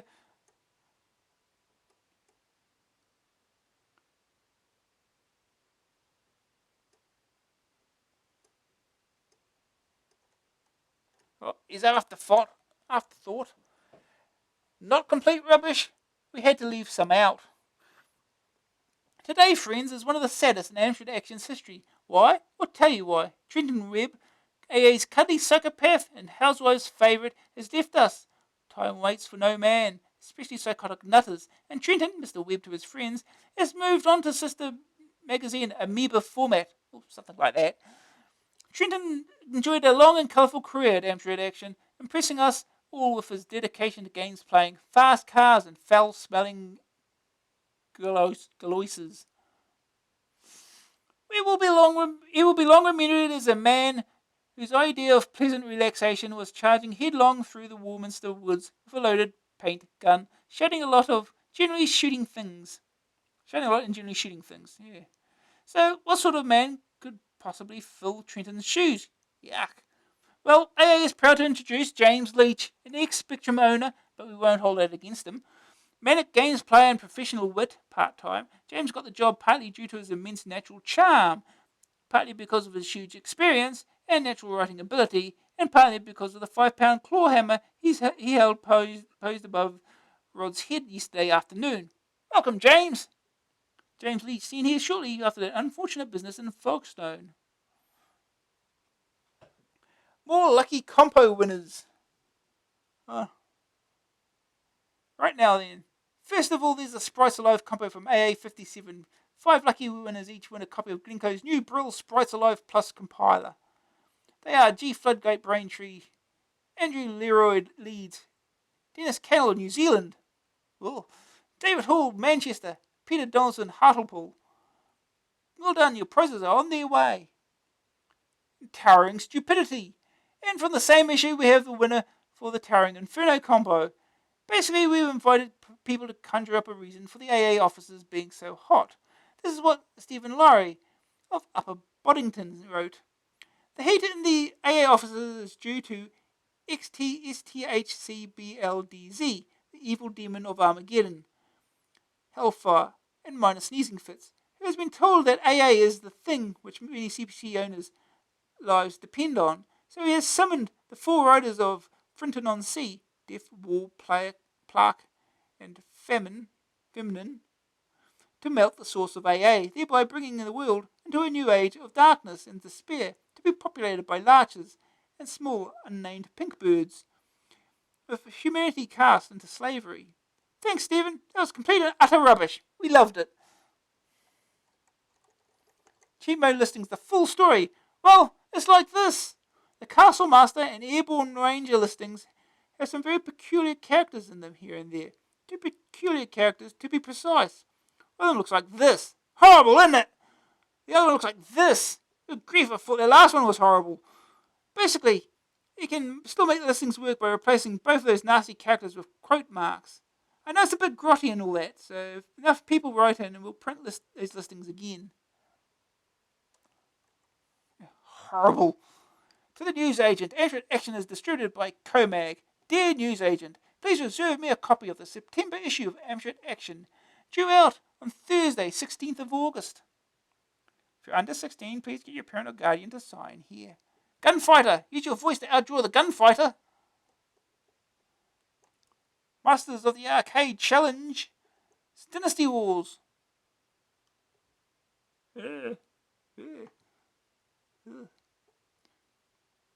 Ghouls and Ghosts and Black Tiger. All releases on C64, 128, cassette and disc, Amstrad cassette and disc, Spectrum 48K, 128K cassette, Atari ST, Commodore Amiga. IBM PC available only on Dynasty Wars. Power up or pull out. Midnight Resistance.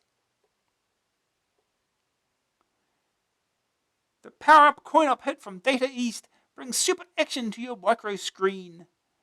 Graphics are very impressive. All sprites and backgrounds are beautifully detailed. More playable than its arcade parent. Brilliant. Crash smash. Join the Resistance fighters in the crusade against the awesome powers of King Crimson, the manic scientist and his Crimson Corps. Mere earthlings transmuted into treacherous fighting machines, giant armored tanks, lethal circular saws, airborne fighters, mechanized snakes, and many more. Each level throws you into confrontation with an enemy even more terrifying than the last. If you have the skill, you can locate the weapons of your predecessors' failed missions. If you have the courage, you can fight to reach your ultimate goal, the destruction of King Crimson himself. So power up and take on the mechanoid world of mayhem and its leader, King Crimson. Spectrum, Amstrad CPC, Commodore, Atari ST, Commodore Amiga.